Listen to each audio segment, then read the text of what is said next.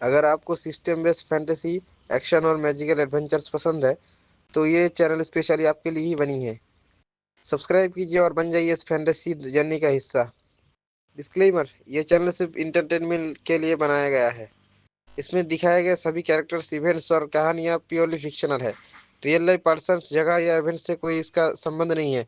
हमारा मकसद सिर्फ आपको एक फैंटेसी एक्सपीरियंस और स्टोरी टेलिंग का मजा देना है। तो सब्सक्राइब कीजिए और हमारे ये फैंटेसी दुनिया का हिस्सा बन जाइए। आप देख रहे हैं कल्टिवेशन मॉडल। अगर आपको हमारा कंटेंट पसंद आता है तो लाइक, शेयर और सब्सक्राइब जरूर करें। चूजुवान पहले ही दिव्य क्षेत्र के 9वें स्तर पर पहुंच चुका था और दाव क्षेत्र में प्रवेश करने से केवल एक कदम दूर था। उसे पर्याप्त रूप से मजबूत दिव्य स्तर की साधना की नींव बनाने के लिए केवल कुछ 100 वर्षों की साधना का फल चाहिए था। अगला कदम दाव स्तर में प्रवेश करना था। उसके पास पहले से ही 2 दाव सिद्धांत थे, इसलिए उसके लिए दाव क्षेत्र में प्रवेश करने में कोई बाधा नहीं थी। ग्रेट दाव कम्युनिकेशन ग्रुप में 3 दाव क्षेत्र के विशेषज्ञों को शामिल किया गया था। इनमें से एक दानव जाति से था, एक छोटी और अज्ञात जाति से था और तीसरा मानव जाति से था। यह उल्लेख करना उचित होगा कि यंग कोंग अभी भी सबसे निचले पायदान पर थी। वह समूह के प्रत्येक सदस्य को किसी न किसी सम्मानजनक उपाधि से संबोधित करता था। यंग कोंग को हर दिन जीवन पर संदेह होता था। उसे लगता था कि इस दुनिया में हर कोई उससे ज्यादा ताकतवर है। राक्षस जाति के नए सदस्य का नाम मोलू था। उसकी साधना का स्तर दाव क्षेत्र के 12वें स्तर तक पहुंच चुका था। वह प्रतिदिन समूह चैट में अपने पूर्वज मोतू की चापलूसी करता था। इसके अलावा वह होंग युवानचू और अन्य लोगों को नीचा दिखाता था। होंग युवानचू के शिष्यों को स्वाभाविक रूप से अपने गुरु का समर्थन करना था। इसी कारण वे लगातार बहस करते रहते थे और लगभग हर दिन उनके बीच तीखी नोकझोंक होती रहती थी। मोतू अपने इस दानव जाति के कनिष्ठ शिष्य से बहुत संतुष्ट था। वह ऐसा व्यक्ति था जो मोतू की शैली का अनुसरण करता था। चूजुवान बहुत उत्साहित था। जितना अधिक वे शाप देंगे और लड़ेंगे, उतनी ही अधिक दाव आभा खर्च होगी। जितनी अधिक दाव आभा वह प्राप्त करेगा, मूल दाव क्रिस्टल के रूपांतरण के लिए आवश्यक समय उतना ही कम होगा। उनके लिए मोतू सचमुच एक भाग्यशाली सितारा था। दाव सीकिंग मिरर को कैस दाव मिरर में अपग्रेड किए जाने के बाद ये वास्तव में शक्तिशाली हो गया था और समूह के सदस्यों की संख्या में काफी वृद्धि हुई थी। ये जीवंत भी हो गया था। चूजुवान ने चुपिंगफान को देखा, जो सफलता पाने की तैयारी कर रहा था। उसके चेहरे पर उत्सुकता का भाव था। सिस्टम से उसे किस तरह के पुरस्कार मिलेंगे? क्या वह जल्दी से दाव क्षेत्र में प्रवेश कर पाएगा? चुपिंगफान ही ब्रह्मांड में अकेला था। युवा पहले ही जा चुका था। चू यून एकांत साधना में लीन था। सू शियान, र और बाकी सभी लोग पॉकेट डायमेंशन में थे। चुपिंगफान के साथ केवल चू हुआन ही था, एक 16 वर्षीय सम्राट क्षेत्र का विशेषज्ञ। अगर यह बात फैल गई तो लोग दहशत से मर जाएंगे। यह बेहद चौंकाने वाला था। चुपिंगफैन का चेहरा तनावग्रस्त था। लकड़ी की तलवार उसके सामने हवा में तैर रही थी। वह भी एक साधारण लकड़ी की तलवार जैसी दिख रही थी। थोड़ा बहुत परिष्कृत होने के अलावा इसमें कुछ भी खास नहीं था। चुपिंगफान के मन में बचपन के दृश्य फिर से उभर आए। वह सम्राट स्तर में प्रवेश करने ही वाला था। जल्द ही वह उन लोगों को नीचा दिखाकर कह सकेगा, मेरी नज़र में तुम सब कचरे के भी लायक नहीं हो। वह इस दिन का लंबे समय से इंतजार कर रहा था। उसने इन्हें विकसित करने के लिए बहुत मेहनत की थी। हालांकि उसे कई नई चीजों से खेलने का लालच होता था और वह अक्सर ऐसा करता था, फिर भी उसने खुद को संयमित रखा। जब भी उसे वह दृश्य याद आता, वह अपने सभी विचलित करने वाले विचारों को त्याग देता और खेती पर ध्यान केंद्रित करता। उसके पास बहुत सारी कठपुतलियां और खिलौने थे, लेकिन एक बार उनसे खेलने के बाद वह उन्हें कहीं रख देता था। उसे डर था कि वह खुद पर नियंत्रण नहीं रख पाएगा और खेती करने के बजाय उनके साथ खेलने में अपना समय व्यतीत करेगा। हालांकि दक्षिणी क्षेत्र के बाहर सम्राट क्षेत्र के विशेषज्ञों को शक्तिशाली नहीं माना जाता था, लेकिन यह उन लोगों के खिलाफ खुद को साबित करने का उनका पहला कदम था जिन्होंने उन्हें और उनके माता पिता को नीचा दिखाया था। चुपिंगफेन काफी देर तक सोच विचार में डूबी रही, फिर आखिरकार शांत हुई। सफलता उसके चारों ओर उसकी आभा सघन हो गई, मानो वह महान दाव से जुड़ी हो। साधारण साधकों से भिन्न एक शक्ति उसके चारों ओर सघन होकर बढ़ने लगी। चूजुवान चुपचाप देखती रही। एक्सट्रीम दाव विशेष था और इसके लिए एक अत्यंत कठिन साधना विधि की आवश्यकता थी। इसी कारण से चरम दाव की साधना करना कठिन था और यह इस दुनिया में दुर्लभ रूप से पाया जाता था। चरम दाव का अभ्यास करने वाले सभी लोगों के पास असाधारण शक्ति होती थी और वे उसी स्तर के सामान्य अभ्यासकर्ताओं की तुलना में अधिक शक्तिशाली होते थे। इतिहास भर में चरम दाव के अभ्यासी बहुत कम रहे हैं। चूजुवान को यह नहीं पता था कि क्या कोई ऐसे चरम दाव अभ्यासी हैं जो दावयुआन क्षेत्र तक पहुंच चुके हैं। हालांकि वह ये जरूर जानता था कि एक चरम दाव अभ्यासी द्वारा खोला गया दाव मार्ग निश्चित रूप से एक चरम दाव होगा। चुपिंगफान सफलता की राह पर अग्रसर थी। एक चरम दाव सम्राट क्षेत्र के विशेषज्ञ के पास किसी डोमेन की शक्ति नहीं होती, बल्कि केवल चरम दाव की शक्ति का उदात्तीकरण होता है। वास्तव में इसे एक विशेष क्षेत्र माना जा सकता है। चरम दाव का क्षेत्र। गड़गड़ाहट। चुपिंगफान के शरीर के चारों ओर की आभा में तीव्र उछाल आया। एक विशेष क्षेत्र समान अत्यंत शक्तिशाली शक्ति ने उसके शरीर के चारों ओर एक विशेष बल क्षेत्र का निर्माण किया। ये परम दाव का विशेष क्षेत्र था। चुपिंगफान ने सफलता प्राप्त कर ली थी और अब वह अपनी साधना को सुदृढ़ कर रहा था। साधारण लकड़ी की तलवार में भी कुछ बदलाव दिखाई दिए।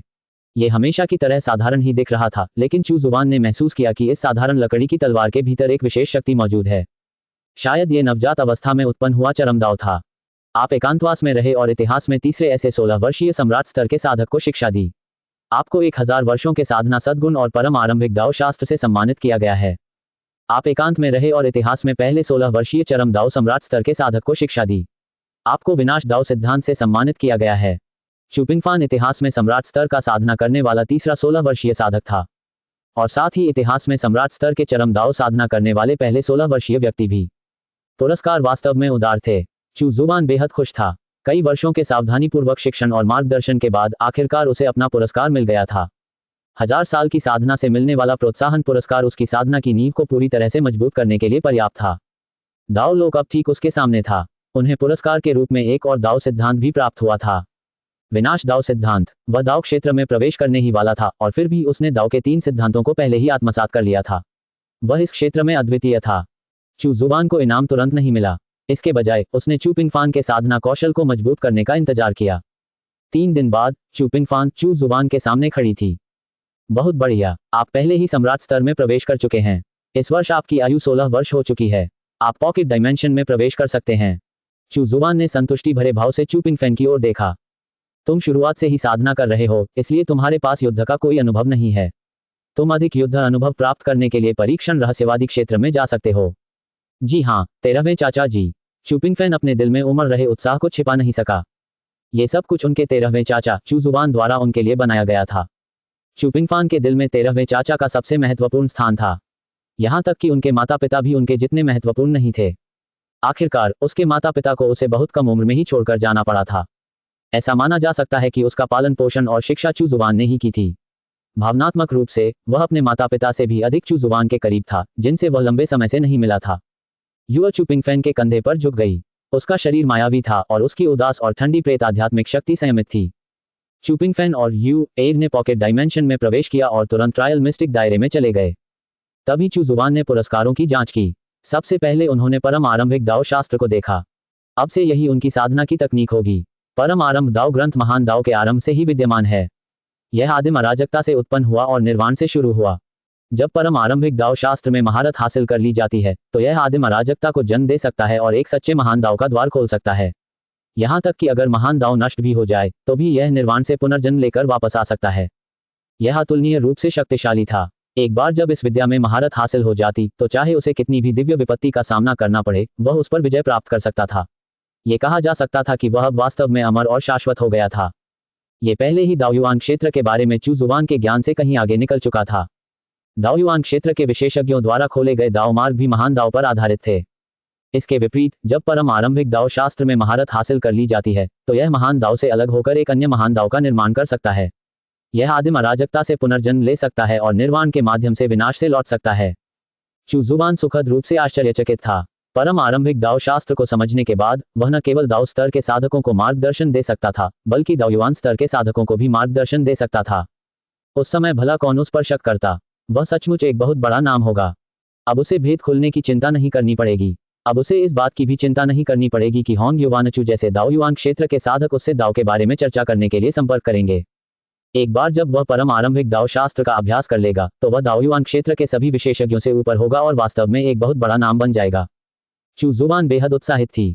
हालांकि उन्होंने परम आरंभिक दाव शास्त्र को तुरंत प्राप्त करना नहीं चुना।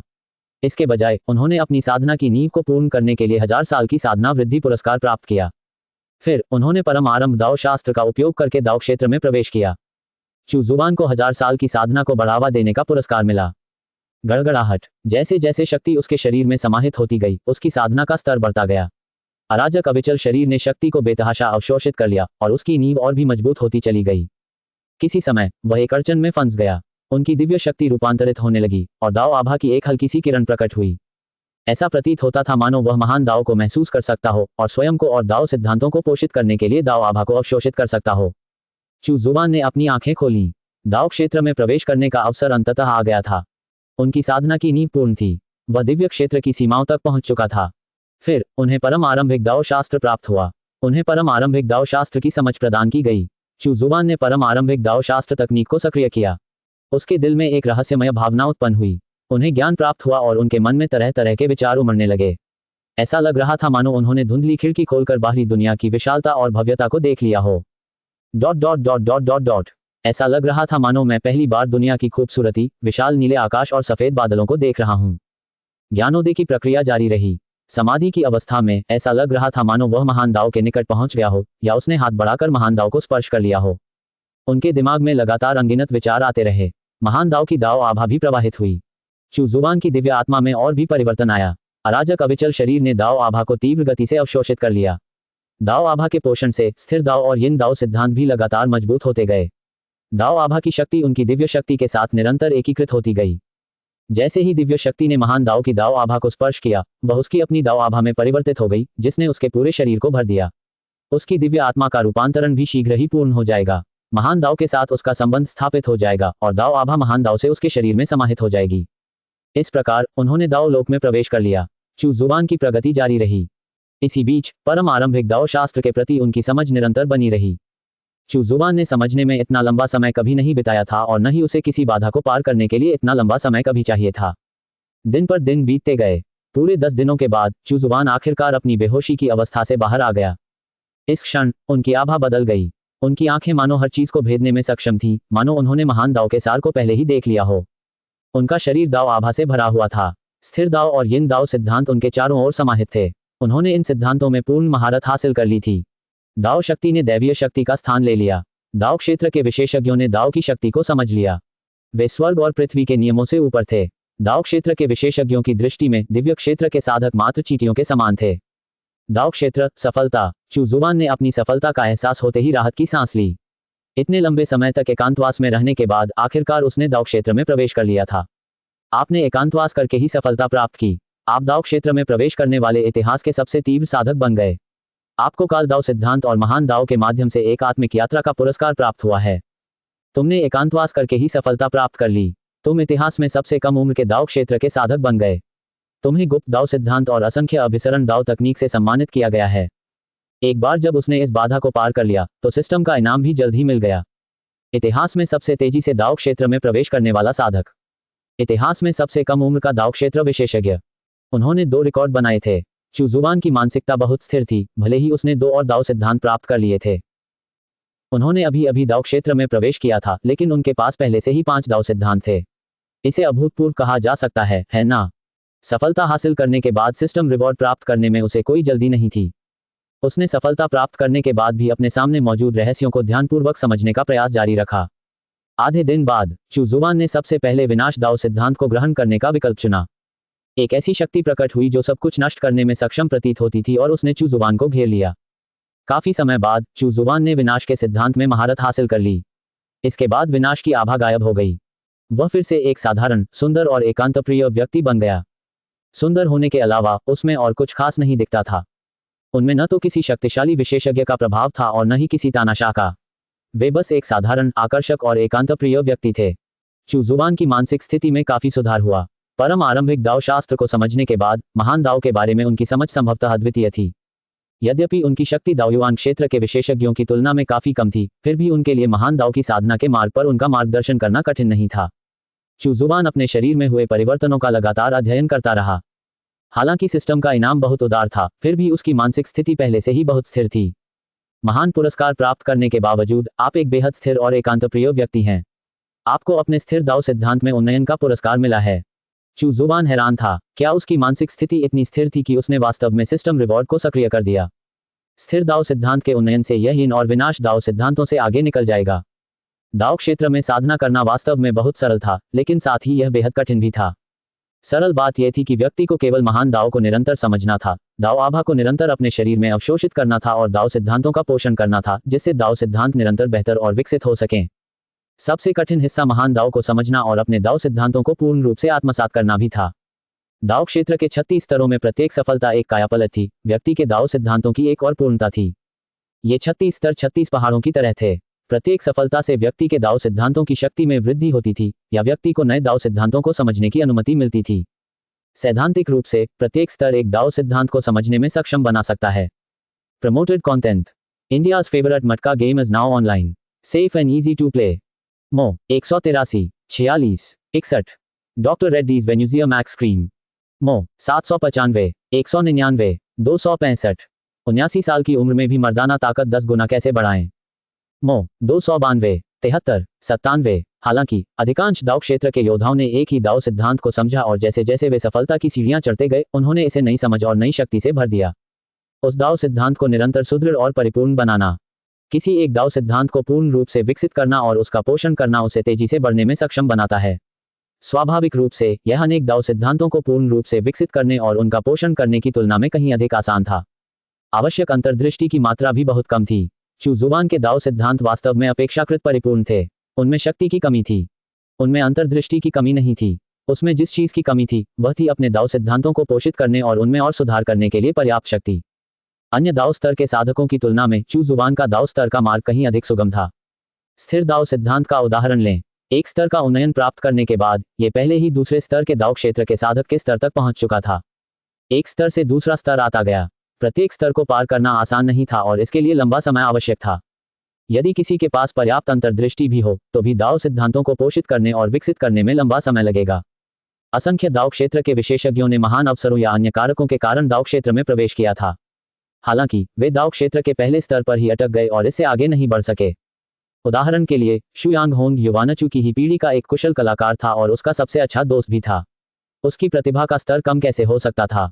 हालांकि वह दाव क्षेत्र के 30वें स्तर पर अटक गया था और उससे आगे बढ़ने में असमर्थ था। क्या होंग युवानचू ने अपने सबसे अच्छे दोस्त की साधना संबंधी समस्याओं को हल करने में मदद करने की पूरी कोशिश नहीं की? बेशक उसने किया। हालांकि जब कोई दाव के स्तर तक पहुंच जाता है तो उसे स्वयं पर अधिक निर्भर रहना पड़ता है। चू जुबान की दाव स्तर की साधना स्वाभाविक रूप से बहुत सरल थी। हालांकि वह इससे संतुष्ट नहीं था। इसके अलावा दाव सिद्धांतों का पोषण करने और उन्हें रूपांतरित करने के लिए एक लंबी अवधि की आवश्यकता होती है। यदि वह समय कम करना चाहता था तो केवल एक ही तरीका था। उसे दाव सिद्धांतों के विकास से संबंधित एक महान दाव खजाना प्राप्त करना होगा, या फिर वह ज्ञान प्राप्त करने और अपने दाव सिद्धांतों को पोषित करने के लिए महान दाव में प्रवेश कर सकता है। साधारण दाव स्तर के साधकों के लिए ऐसा करना असंभव था, लेकिन चू जुबान के लिए नहीं। वह अपने दाव सिद्धांतों को विकसित करने और नए सिद्धांतों की अंतर्दृष्टि प्राप्त करने के लिए महान दाव में प्रवेश कर सकता था। इन सब के लिए पूर्व शर्त यह थी कि ओरिजिन दाव क्रिस्टल को एक और रूपांतरण से गुजरना होगा ताकि वह उसे महान दाव में ले जाने की क्षमता प्राप्त कर सके। चू जुबान परिवर्तनों को समझने का प्रयास करता रहा। उसने स्थिर दाव, यिन दाव और विनाश दाव के सिद्धांतों को एकीकृत करने का भी प्रयास किया। दाव युआन क्षेत्र का उद्देश्य अपने दाव सिद्धांतों को एकीकृत करना और अपने स्वयं के दाव मार्ग को खोलना था।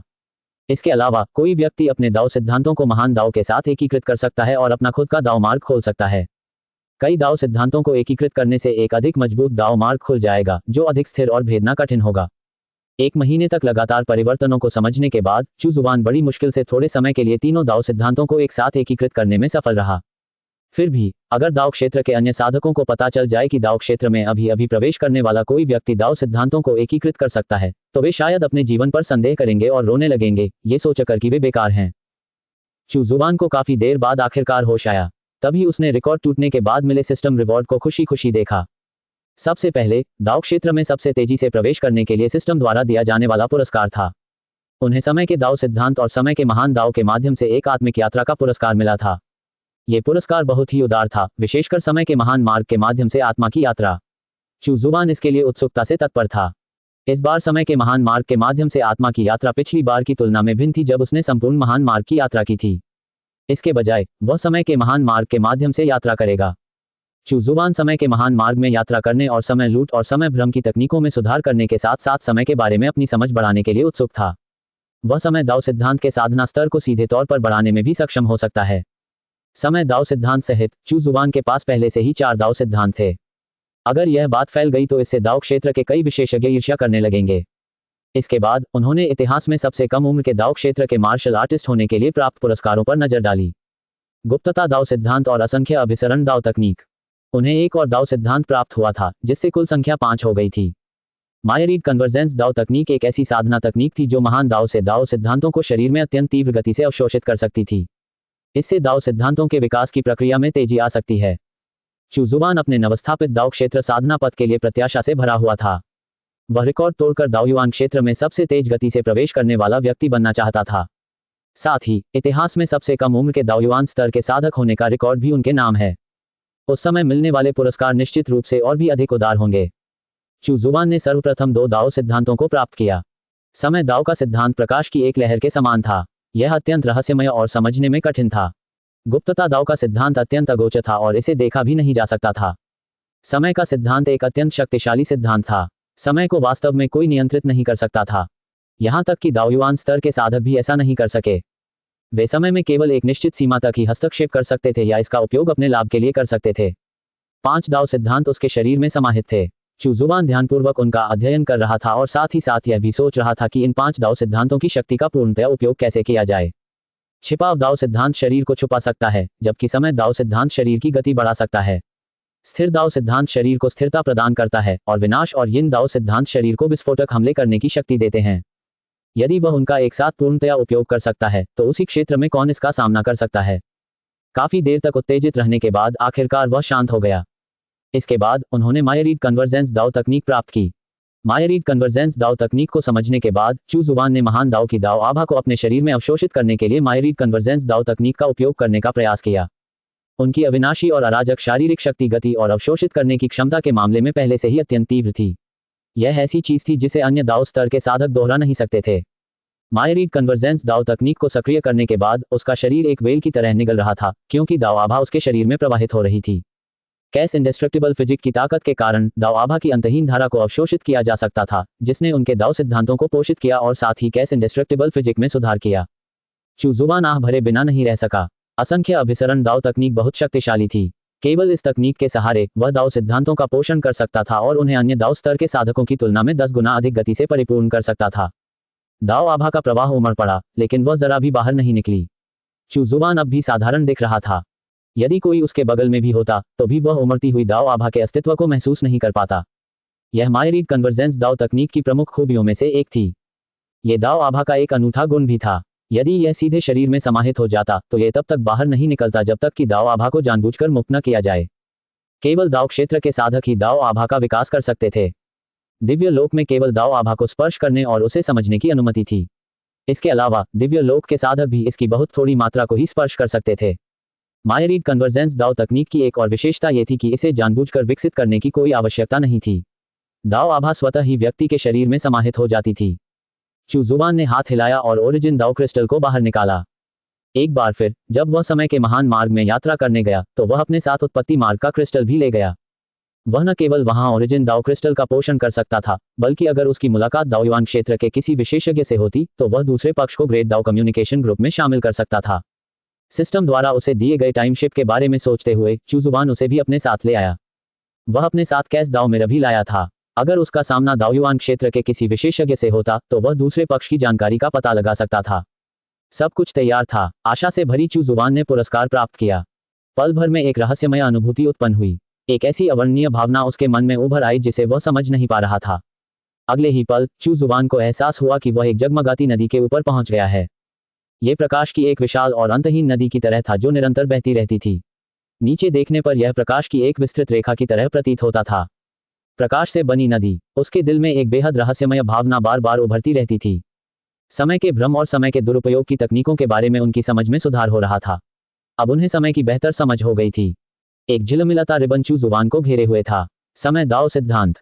चू जुबान को यह महसूस हो रहा था कि समय दाओ सिद्धांत में लगातार सुधार हो रहा है। अपने हाथ में ओरिजिन दाओ क्रिस्टल पकड़े हुए चू जुबान ने अपने पैर उठाए और धीरे धीरे आगे बढ़ने लगा। उसके पैरों के नीचे की रोशनी बहती हुई प्रतीत हो रही थी। हालांकि जब वह उस पर चला तो यह बताना मुश्किल था कि वह धारा के साथ बह रही है या धारा के विपरीत। इसके अलावा चू जुबान को यह एहसास हो रहा था कि चाहे वह कैसे भी और कहां भी चले, वह एक ही जगह पर फंसा हुआ प्रतीत होता था। रुको, ये सही नहीं था। वह उसी स्थान पर नहीं था, बल्कि बेहद धीमी गति से आगे बढ़ रहा था। वह कदम दर कदम चलता रहा और उसकी चलने की गति धीमी नहीं थी। उसे यह नहीं पता था कि उसे एक ही जगह पर खड़े रहने या बेहद धीमी गति से चलने का एहसास क्यों हो रहा था। क्या ऐसा इसलिए हो सकता है क्योंकि वह बहुत दूर और तेज गति से चलता हुआ प्रतीत होता था, लेकिन वास्तव में समय उतनी तेजी से नहीं बीता जितना दिखाई दे रहा था। वह मुड़ा और जिस रास्ते से आया था उसी रास्ते से वापस चल दिया। वह अब भी ये तय नहीं कर पा रहा था कि वह धारा के साथ बह रहा है या उसके विपरीत। ऐसा लग रहा था मानो बहती हुई रोशनी सिर्फ एक भ्रम हो। चू जुबान समय के महान मार्ग की नदी पर लक्ष्यहीन रूप से विचरण कर रहा था, समय को समझ रहा था और समय मार्ग के सिद्धांत का पोषण कर रहा था। उन्हें ऐसा आभास हो रहा था कि समय दाओ सिद्धांत का स्तर बढ़ने वाला है। वर्तमान समय दाव सिद्धांत उनके शरीर के बाहर प्रकट नहीं हुआ था, बल्कि उनके शरीर के भीतर ही निरंतर पोषित हो रहा था। उत्पत्ति दाव क्रिस्टल समय की शक्ति को अवशोषित करते हुए एक धुंधली सी चमक बिखेर रहा था। हालांकि समय उत्पत्ति दाव क्रिस्टल को किसी भी तरह से प्रभावित नहीं कर सका। समय का इस पर कोई प्रभाव नहीं पड़ा। चुजुवान महान कालपथ की नदी पर खड़ा होकर उत्पत्ति पथ क्रिस्टल को घूर रहा था। अचानक उसके मन में जिज्ञासा जागी, क्या होंग युवानचू जैसे दावयुआन विशेषज्ञ महान कालपथ में प्रवेश कर चुके हैं? फिलहाल वह दाव क्षेत्र में प्रवेश कर चुका था। वह परम आरंभिक दाव शास्त्र का भी अध्ययन कर रहे थे। महान दाव की समझ और बोध के मामले में होंग युवानचू और अन्य लोग उनसे अतुलनीय थे। इसलिए उसे अपनी वास्तविक साधना के स्तर को उजागर करने की चिंता करने की आवश्यकता नहीं थी। इसलिए उन्होंने पहली बार ग्रुप चैट में बोलने की पहल की। उन्होंने दावयुआन क्षेत्र के उन कुछ विशेषज्ञों को निमंत्रण भेजा। मैं वर्तमान में समय के महान दाव की नदी पर यात्रा कर रहा हूं। साथ ही दाववादियों, क्या आप मेरे साथ जुड़ना चाहेंगे? ग्रुप चैट में कोई प्रतिक्रिया नहीं मिली। यहां तक कि ट्रोल मोतू ने भी कोई जवाब नहीं दिया। चुजुवान हैरान था। हालांकि वह समय के महान मार्ग से यात्रा कर रहा था, लेकिन इससे संदेशों के प्रसारण या चैट समूह के संचालन में कोई देरी नहीं हुई। कोई जवाब क्यों नहीं मिला? काफी देर बाद होंग युवानचू ने आखिरकार बोलना शुरू किया। साथ ही दाववादी, क्या आप समय के महान दाव की नदी पर हैं? जी हाँ। साथ ही दाववादी होंग, क्या आप मेरे साथ आना चाहेंगे? होंग युवानचू बहुत हैरान था। आखिर दाववादी भाईचू कितना शक्तिशाली था? वह समय के महान मार्ग से यात्रा करने में सक्षम क्यों था? यहाँ जिस बात की चर्चा हो रही थी वह समय का महान दाव था। यहाँ तक कि वह भी उसमें प्रवेश करने में असमर्थ था। अधिक सटीक रूप से कहें तो वह महान दाव के मार्ग से समय के महान दाव में प्रवेश करने में असमर्थ था। उन्होंने जिस चीज का अभ्यास किया वह समय का दाव नहीं था। समय के महान मार्ग, कृपया मुझे क्षमा करें दाववादी भाईचू, मैंने समय के मार्ग को कभी नहीं समझा है, इसलिए मैं समय के महान मार्ग के माध्यम से समय के महान मार्ग में प्रवेश करने में असमर्थ हूं। क्या समूह का नेता समय के महान दाव का अभ्यास करता है? मोतू भी सदमे से अपना मुंह खोल बैठा। चुजुवान को अब समझ आ गया था। समय का महान मार्ग बहुत शक्तिशाली था। हर कोई इसका अभ्यास नहीं कर सकता था। भले ही वे सभी दावयुआन स्तर के विशेषज्ञ हों, फिर भी हर कोई समय के महान मार्ग में प्रवेश नहीं कर सकता था। क्या उनकी चुप्पी सिर्फ सदमे की वजह से थी? ये बात पता चलने के बाद चुजुवान ने कुछ दावयुआन क्षेत्र के विशेषज्ञों को धोखा देना शुरू कर दिया, जिससे वरिष्ठ के रूप में उसकी स्थिति और मजबूत हो गई। समय के महान मार्ग को समझना बहुत आसान है। मैं महान मार्ग का अनुसरण करता हूं और समय उनमें से केवल एक है। होंग युवानचू और बाकी लोग अवाक रह गए। महान दाव का अनुसरण कौन नहीं करता? इंतजार नहीं। क्या ऐसा हो सकता है कि दाववादी भाईचू द्वारा उल्लिखित महान दाव सच्चे महान दाव के समकक्ष हो? क्या ये कोई विशेष महान दाव नहीं है? ये सोचकर वे बेहद हैरान रह गए।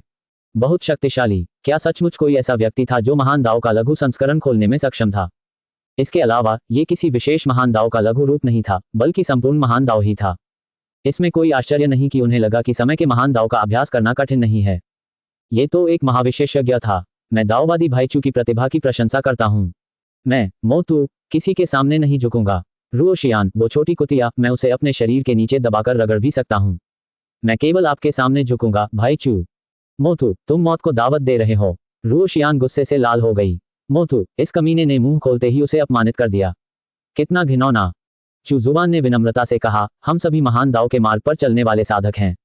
आप मेरी प्रशंसा कर रहे हैं, आप मेरी प्रशंसा कर रहे हैं। जैसे ही वह आगे बढ़ने वाला था, अचानक उसे समय की नदी पर प्रकाश के बिंदु दिखाई दिए। समय की नदी पर एक हरे रंग की सफेद वस्तु चमक उठी। चुजुवान चौंक गया। समय की नदी पर कोई प्राणी भी था। समय की नदी पर एक प्राणी प्रकट हुआ। मैं बाद में सबसे बात करूंगा। उन्होंने ग्रेट दाव कम्युनिकेशन ग्रुप को एक संदेश भेजा। चुजुवान ने तुरंत टाइम शिप निकाल लिया। समय यान पर बैठे हुए वह तेजी से समय के महान दाव की नदी पर उस स्थान की ओर दौड़ा जहां वह रहस्यमय प्राणी प्रकट हुआ था। समूह में आए संदेशों पर ध्यान देने का उसका मन नहीं था। चाहे वह होंग युवानचू हो या दावयुआन क्षेत्र के अन्य योद्धा, वे सभी स्तब्ध थे। क्या समय के महान मार्ग पर कोई प्राणी था? समय के महान मार्ग पर किस प्रकार का प्राणी रह सकता है? होंग युवानचू और अन्य लोगों के लिए यह बात विशेष रूप से सच थी। उनके चेहरे गंभीर थे और उनके दिल सदमे से भरे हुए थे। इतने लंबे समय तक अपने दावपथ को खोलने के बाद भी उन्होंने समय के महान दाव पर किसी भी प्राणी के बारे में कभी नहीं सुना था। महान दाव वास्तव में रहस्यमय था। ऐसा लग रहा था मानो वे इसे कभी समझ ही नहीं पाएंगे। चुजुवान वास्तव में समय के महान मार्ग पर एक प्राणी से मिलने में सक्षम था। इसका क्या अर्थ था? उन्होंने ग्रुप चैट में कई बार आवाज लगाई, लेकिन कोई जवाब नहीं मिला। दावयुआन क्षेत्र के विशेषज्ञ केवल धैर्यपूर्वक चुजुवान के संदेश की प्रतीक्षा कर सकते थे। चुजुवान टाइम शिप पर सवार हो गई और जल्द ही उस स्थान पर पहुंच गई जहां वह रहस्यमय प्राणी पलक झपकते ही गायब हो गया था। उसने चारों ओर देखा, लेकिन उसे वह रहस्यमय आकृति नहीं मिली। वह उत्सुक था। क्या वह आकृति समय के महान मार्ग का प्राणी थी या दावयुआन क्षेत्र का कोई विशेषज्ञ था जिसने समय के महान मार्ग का अभ्यास किया था? अभी अभी पलक झपकते ही गायब हो गई आकृति के अपने आभास के आधार पर चू जुबान का मानना था कि यह समय के महान दाव का एक प्राणी था। वह बहुत हैरान था, समय के महान मार्ग में कोई प्राणी कैसे हो सकता है? क्या ये समय के महान दाव से उत्पन्न कोई प्राणी था? साथ ही दाववादी, क्या आप बाहर आकर मुझसे मिल सकते हैं? चू जुबान ने पूछा। हुआला, दूर से एक और तेज रोशनी चमकी जो पानी की छींटों जैसी लग रही थी। टाइम शिप पलक झपकते ही वहां पहुंच गया, लेकिन वह आकृति अभी भी कहीं दिखाई नहीं दी। चू जुबान ने कैश दाव मिरर निकाला और यह पता लगाने की कोशिश करने लगा कि वह किस प्रकार का प्राणी था। इसी क्षण उससे कुछ 100 मीटर दूर प्रकाश की बहती नदी से एक सिर बाहर निकला। सिर को देखते ही चू जुबान स्तब्ध रह गया। ड्रैगन। ये सही है, जो सिर बाहर निकला वह पौराणिक कथाओं में वर्णित ड्रैगन के रूप से काफी मिलता जुलता था। अजगर का सिर बर्फ जैसा सफेद था और उसकी लंबी दाढ़ी और आंखें भी उतनी ही बर्फ जैसी सफेद थीं। आंखों की पुतलियां दिखाई नहीं दे रही थीं, केवल आंखों की जगह पर 2 बर्फ जैसे सफेद क्रिस्टल दिखाई दे रहे थे। समय यान को नियंत्रित करते हुए चू जुबान धीरे धीरे पास आया और बोला, नमस्कार साथी दाववादी। उसी समय उसने ड्रैगन के सिर पर कैश दाव मिरर को इंगित किया ताकि उससे संबंधित जानकारी प्राप्त की जा सके। कुछ देर बाद दर्पण पर ड्रैगन की जानकारी दिखाई देने लगी। हुआंग लॉन्ग, ज़ैट टाइम ड्रैगन, समय के महान मार्ग का प्राणी, समय के महान मार्ग में निवास करने वाला दाओयुआन क्षेत्र का साधक, समय का अंत न होने पर ज़ैट टाइम ड्रैगन कभी नहीं मरेगा। चू जुबान ने ठंडी हवा में गहरी सांस ली। उनका सामना एक ऐसे अस्तित्व से हुआ था जो वास्तव में लगभग अमर था। जब तक समय नष्ट नहीं हो जाता, ज़ैट टाइम ड्रैगन की मृत्यु नहीं होगी। क्या समय नष्ट हो जाएगा? चू जुबान को नहीं लगता था कि समय नष्ट हो जाएगा। भले ही महान दाव ढह जाए और अराजकता में लौट आए, समय का अस्तित्व पूरी तरह से समाप्त नहीं होगा। समय के महान दाव का एक प्राणी। चूंकि समय के महान मार्ग पर जीव मौजूद थे, इसका मतलब यह था कि वास्तव में महान मार्ग पर ही जीव मौजूद थे। बात बस इतनी सी थी कि वे बेहद दुर्लभ थे या उनसे मिलना बहुत मुश्किल था। तुम थोड़े अजीब हो, हुआंग लॉन्ग ने बात की। उसने अपना सिर झुकाया और उत्सुकता से चू जुबान को देखा, खासकर उसके टाइम शिप को। तार्किक रूप से देखा जाए तो ज़ैट टाइम ड्रैगन को ग्रेट डाउ ऑफ टाइम पर अजेय होना चाहिए। हालांकि किसी कारणवश उसे यह आभास हो रहा था कि वह रहस्यमयी जहाज उसे अपने जाल में फंसाने में सक्षम होगा। मेरा नाम चू जुबान है। हे साथी दाववादी, मैं आपको कैसे संबोधित करूं? हालांकि चू जुबान को ज़ैट टाइम ड्रैगन का नाम पहले से ही पता था, फिर भी उसने अनजान होने का नाटक किया और दोस्ताना अंदाज में हुआंग लॉन्ग के पास जाने की कोशिश की। यह बहुत बड़ा कारनामा था। वह होंग युवानचू और मोतू से कहीं अधिक शक्तिशाली था। यह महान दाव का प्राणी था। जब तक समय नष्ट नहीं हो जाता, ज़ैट टाइम ड्रैगन की मृत्यु नहीं होगी। मेरा नाम हुआंग लॉन्ग है। हुआंग लॉन्ग का बर्फीला सफेद अजगर जैसा शरीर प्रकट हुआ। वह समय के महान मार्ग की नदी पर आलस्य से लेटा हुआ था और उत्सुकता से चू जुबान को देख रहा था। उन्हें लगा कि यह व्यक्ति बहुत ही असाधारण था। मेरे प्रिय दाववादी हुआंग, आप महान दाव के अनुयायी हैं। मैं पहली बार किसी ऐसे व्यक्ति से मिल रहा हूं। चू जुबान के चेहरे पर जिज्ञासा का भाव था। महान दाव के प्राणी होने में कुछ भी अच्छा नहीं है। उनके पास खेलने के लिए कोई जगह नहीं है। ये बहुत उबाऊ है, हुआंग लॉन्ग ने आह भरी। चू जुबान को तुरंत किसी बात का आभास हो गया। पहली बात तो यह थी कि इस बात की बहुत संभावना थी कि हुआंग लॉन्ग ने कभी महान दाव को छोड़ा ही न हो। शायद वह प्रतिबंधित था, या शायद वास्तव में वह महान दाव को छोड़ने का तरीका ही नहीं जानता था। दूसरे, हुआंग लॉन्ग सरल स्वभाव का था और किसी भी तरह से चतुर नहीं था। उसे धोखा देना आसान था। सहपाठी दाववादी हुआंग, आप मजाक कर रहे होंगे। महान दाव के प्राणी शाश्वत हैं। ये कहा जा सकता है कि महान दाव शाश्वत और अमर है। साधारण साधक ऐसे प्राणियों की तुलना कैसे कर सकते हैं? चू जुबान ने मुस्कुराते हुए कहा। वह एक दयालु और बातूनी व्यक्ति प्रतीत होता था। सच में, यहाँ बहुत उबाऊ है। हुआंग लॉन्ग ने अपना एक पंजा बढ़ाया और अपनी अजगर जैसी मूंछों को सहलाया। मैं अपना अधिकांश समय सोने में बिताता हूँ। यह असंभव है। क्या आप किसी और से नहीं मिले हैं, साथी दाववादी हुआंग? चू जुबान ने आश्चर्य जताने का नाटक किया। मैंने ग्रेट डाउ ऑफ टाइम पर किसी से मुलाकात नहीं की है। ड्रैगन लॉर्ड ने अपने ड्रैगन पंजे को पकड़ते हुए कहा, तुम पहले व्यक्ति हो जिससे मैं समय के महान मार्ग पर मिला हूं और मेरे जीवनकाल में मिलने वाले 5वें व्यक्ति हो। चू जुबान तुरंत समझ गया कि ड्रैगन लॉर्ड ने समय के महान मार्ग के किसी भी दाओयुआन स्तर के विशेषज्ञ से मुलाकात नहीं की थी। यह बहुत संभव था कि समय के महान मार्ग के कोई दाओयुआन स्तर के विशेषज्ञ मौजूद ही न हों। हुआंग लॉन्ग ने समय के महान मार्ग को छोड़ दिया था और महान मार्ग के अन्य स्थानों में दाओयुआन क्षेत्र के विशेषज्ञों से मिला था। चू जुबान एक सवाल पर विचार कर रहा था। अगर समय के महान मार्ग पर जीव मौजूद हैं, तो क्या महान मार्ग में कहीं और भी ऐसे जीव मौजूद हैं? महान दाव अदृश्य था और समय का महान दाव उसका केवल एक हिस्सा था। इतने कम लोग? चू जुबान ने उत्सुकता से पूछा। साथी दाववादी हुआंग, आप महान दाव में अकेले प्राणी नहीं हैं। क्या आप दूसरों के साथ दाव पर चर्चा नहीं करते? हुआंग लॉन्ग ने अपनी घनी दाढ़ी सहलाते हुए आह भरी। उनसे मिलना बहुत मुश्किल है। वैसे भी सब लोग उग चुके हैं। बात करने के लिए क्या है? समझ गया। जैसा कि अपेक्षित था, हुआंग लॉन्ग ग्रेट दाव में एकमात्र प्राणी नहीं था। इसके अलावा वे सभी उग चुके थे और एक दूसरे से बात करने में उनकी कोई दिलचस्पी नहीं थी। उनसे मिलना भी बेहद मुश्किल था। इससे ये भी पता चलता है कि महान दाव के जीव कितने दुर्लभ थे। हे साथी दाववादी ड्रैगन लॉर्ड, आप महान दाव को छोड़कर खेल सकते हैं। महान दाव में रहकर उबने की क्या जरूरत है? चू जुबान ने वह मुख्य प्रश्न पूछा जो उसे परेशान कर रहा था। महान दाव के प्राणी महान दाव को क्यों नहीं छोड़ सकते थे?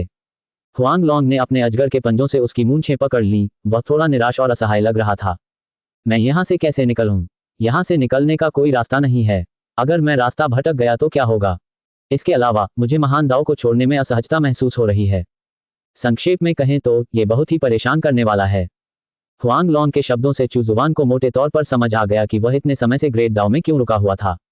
सबसे पहले तो उसे यह नहीं पता था कि महान दाव को कैसे छोड़ा जाए। उसे महान दाव छोड़ने का कोई रास्ता नहीं मिल रहा था और उसे यह भी डर था कि वह रास्ता भटक जाएगा। दूसरे, महान दाव को छोड़ने के बाद उसे थोड़ी असहजता महसूस होगी। कितना असहज! चू जुबान को मछली के पानी से बाहर निकलने की स्थिति का ख्याल आए बिना नहीं रह सका। महान दाव को छोड़ने में असुविधा क्यों होगी? चू जुबान ने जिज्ञासावश सीधे ही पूछ लिया। आखिरकार हुआंग लॉन्ग भोला भाला और बिल्कुल भी चतुर नहीं था। जानकारी हासिल करने के मामले में वह आसान शिकार था। उनसे सीधे सवाल पूछने में कोई बुराई नहीं थी। ये थोड़ा असुविधाजनक है, लेकिन ये कोई बड़ी समस्या नहीं है। हुआंग लॉन्ग ने कुछ देर सोचने के बाद कहा, मुझे ऐसा लग रहा है कि अगर मैं बहुत देर तक दूर रहा तो मुझे वापस बुला लिया जाएगा। समझ गया। हालांकि महान दाव छोड़ने के बाद उन्हें असहजता महसूस होगी, लेकिन इससे उन पर ज्यादा असर नहीं पड़ेगा। इसके अलावा एक निश्चित अवधि के लिए चले जाने के बाद उन्हें महान दाव द्वारा वापस बुला लिया जाएगा। मुख्य बात यह थी कि वह महान दाव को छोड़ने का तरीका नहीं जानता था। बेशक चू जुबान जेड टाइम ड्रैगन को जाने में मदद नहीं करेगा। अगर वह नौ क्षेत्रों में चला जाता है तो हुआंग लॉन्ग की ताकत को देखते हुए उसे कौन वश में कर पाएगा? नौ क्षेत्रों में मौजूद इस तरह की भयावह उपस्थिति के कारण चू जुबान का निवास भी सुरक्षित नहीं होगा। क्या ऐसा हो सकता है कि साथी दाववादी हुआंग लॉन्ग ही समय के महान दाव पर एकमात्र व्यक्ति हों? हाँ, यहाँ सिर्फ मैं ही हूँ। हुआंग लॉन्ग ने सिर हिलाया। इस पर उसने अपना सिर उठाया और गर्व से कहा, मैं हुआंग लॉन्ग अद्वितीय हूँ। चू जुबान ने उसकी थोड़ी सी प्रशंसा की और हुआंग लॉन्ग बहुत उत्साहित हो गया। क्योंकि वह खुश था, इसलिए उसने चू जुबान को एक खजाना दिया। उसने अपना हाथ उठाया और चू जुबान को एक तराजू दिया। जेड जैसे सफेद क्रिस्टल के आकार के उस पैमाने में समय के रहस्यमय पैटर्न समाहित थे। यह एक अनमोल खजाना था। चू जुबान ने संकोच का नाटक करते हुए कहा कि उसके पास केवल वही एक खजाना है, इसलिए हुआंग लॉन्ग को उसे इतना मूल्यवान उपहार देने की कोई आवश्यकता नहीं है। उसकी बात सुनकर हुआंग लॉन्ग ने अपना पंजा फिर से उठाया और उसमें से 10 से अधिक शल्क और कुछ अन्य कीमती वस्तुएं निकालीं। बिना कोई स्पष्टीकरण दिए उसने उन्हें चू जुबान के हाथों में थमा दिया। वह चू जुबान को यह दिखाना चाहता था कि उसके पास बहुत सारे खजाने हैं। हुआंग लॉन्ग सचमुच एक बहुत अच्छा इंसान था। चू जुबान ने उन्हें खुशी खुशी ले लिया। क्योंकि हुआंग लॉन्ग इतना उदार था, इसलिए वह निश्चित रूप से उससे दोस्ती करने वाला था। बेशक चू जुबान भी कंजूस नहीं होगा। हुआंग लॉन्ग ऊब गया था, है ना? अगर उसे ग्रेट दाव कम्युनिकेशन ग्रुप में शामिल कर लिया जाता तो वह ऊबता नहीं। जहां तक हुआंग लॉन्ग को ग्रेट दाव छोड़ने और बाहर घूमने में मदद करने की बात है, चू जुबान फिलहाल ऐसा करने में सक्षम नहीं था। अगर वह ऐसा कर भी सकता तो भी वह हुआंग लॉन्ग को अभी जाने नहीं देता। मेरे साथी दाववादी हुआंग लॉन्ग, ये हमारा यहाँ मिलना संयोग है। अब से हम दोनों सबसे अच्छे दोस्त हैं। चू जुबान ने अत्यंत ईमानदारी से कहा, भविष्य में जब मुझे आपके लिए महान दाव छोड़ने का कोई रास्ता मिल जाएगा तो मैं निश्चित रूप से आपको छोड़ने में मदद करूंगा। बहुत बहुत धन्यवाद साथी दाववादी चू। हुआंग लॉन्ग अत्यंत प्रसन्न हुआ। उसने समय के महान दाव की नदी पर कुछ बार लोटपोट होकर कहा, साथी दाववादी चू, अब से तुम मेरे सबसे अच्छे मित्र हो। यदि तुम्हें कोई कठिनाई हो तो बेझिझक मेरे पास आना। तुम बहुत दयालु हो। चू जुबान हुआंग लॉन्ग के रवैये से बहुत संतुष्ट थी। फिर उसने कहा, हालांकि मैं फिलहाल आपको यहाँ से जाने में मदद नहीं कर सकता, लेकिन मेरे पास एक ऐसा खजाना है जिससे आप दूसरों से बातचीत कर सकते हैं। इस तरह आप अपनी बोरियत दूर करने के लिए भी इस अवसर का लाभ उठा सकते हैं। ओह, क्या ऐसा है? जल्दी करो, मुझे बाकी लोगों से बात करने दो। हुआंग लॉन्ग बेहद उत्साहित और उत्सुक था। जब भी वह उत्साहित होता था तो उसे उपहार बांटना अच्छा लगता था।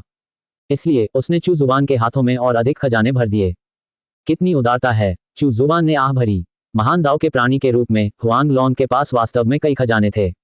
इसके अलावा वे सभी महान दाव स्तर पर थे। दाव क्षेत्र के विशेषज्ञों की तो बात ही छोड़िए, दाव युआन क्षेत्र के विशेषज्ञ भी इन खजानों को पाने की लालसा रखेंगे। चू जुबान को लगा कि हुआंग लॉन्ग को, जिसे खजाने बांटने का कुछ ज्यादा ही शौक था, ये याद दिलाना जरूरी है कि उसे दूसरों के बहकावे में नहीं आना चाहिए। वह हुआंग लॉन्ग को भी धोखा दे देगा। यदि उसे दूसरों द्वारा धोखा दिया गया था तो ड्रैगन लॉर्ड द्वारा दान किए गए खजाने हुआंग लॉन्ग द्वारा उस चीज को दान करने के समान होंगे जो वास्तव में चू जुबान की थी। हे दाववादी हुआंग लॉन्ग, बाहरी दुनिया जटिल और छल से भरी है। आपको अपने सभी रहस्य प्रकट नहीं करने चाहिए। आपको स्वेच्छा से खजाने नहीं देने चाहिए। इस तरह के खजाने बहुत कीमती होते हैं। लोग इनमें से एक खजाने के लिए भी आपस में लड़ेंगे, इसलिए आपको अपनी मर्जी से खजाने नहीं बांटने चाहिए। चू जुबान ने हुआंग लॉन्ग को चापलूसी के आगे न झुकने और अपनी मर्जी से खजाने न लुटाने की याद दिलाई।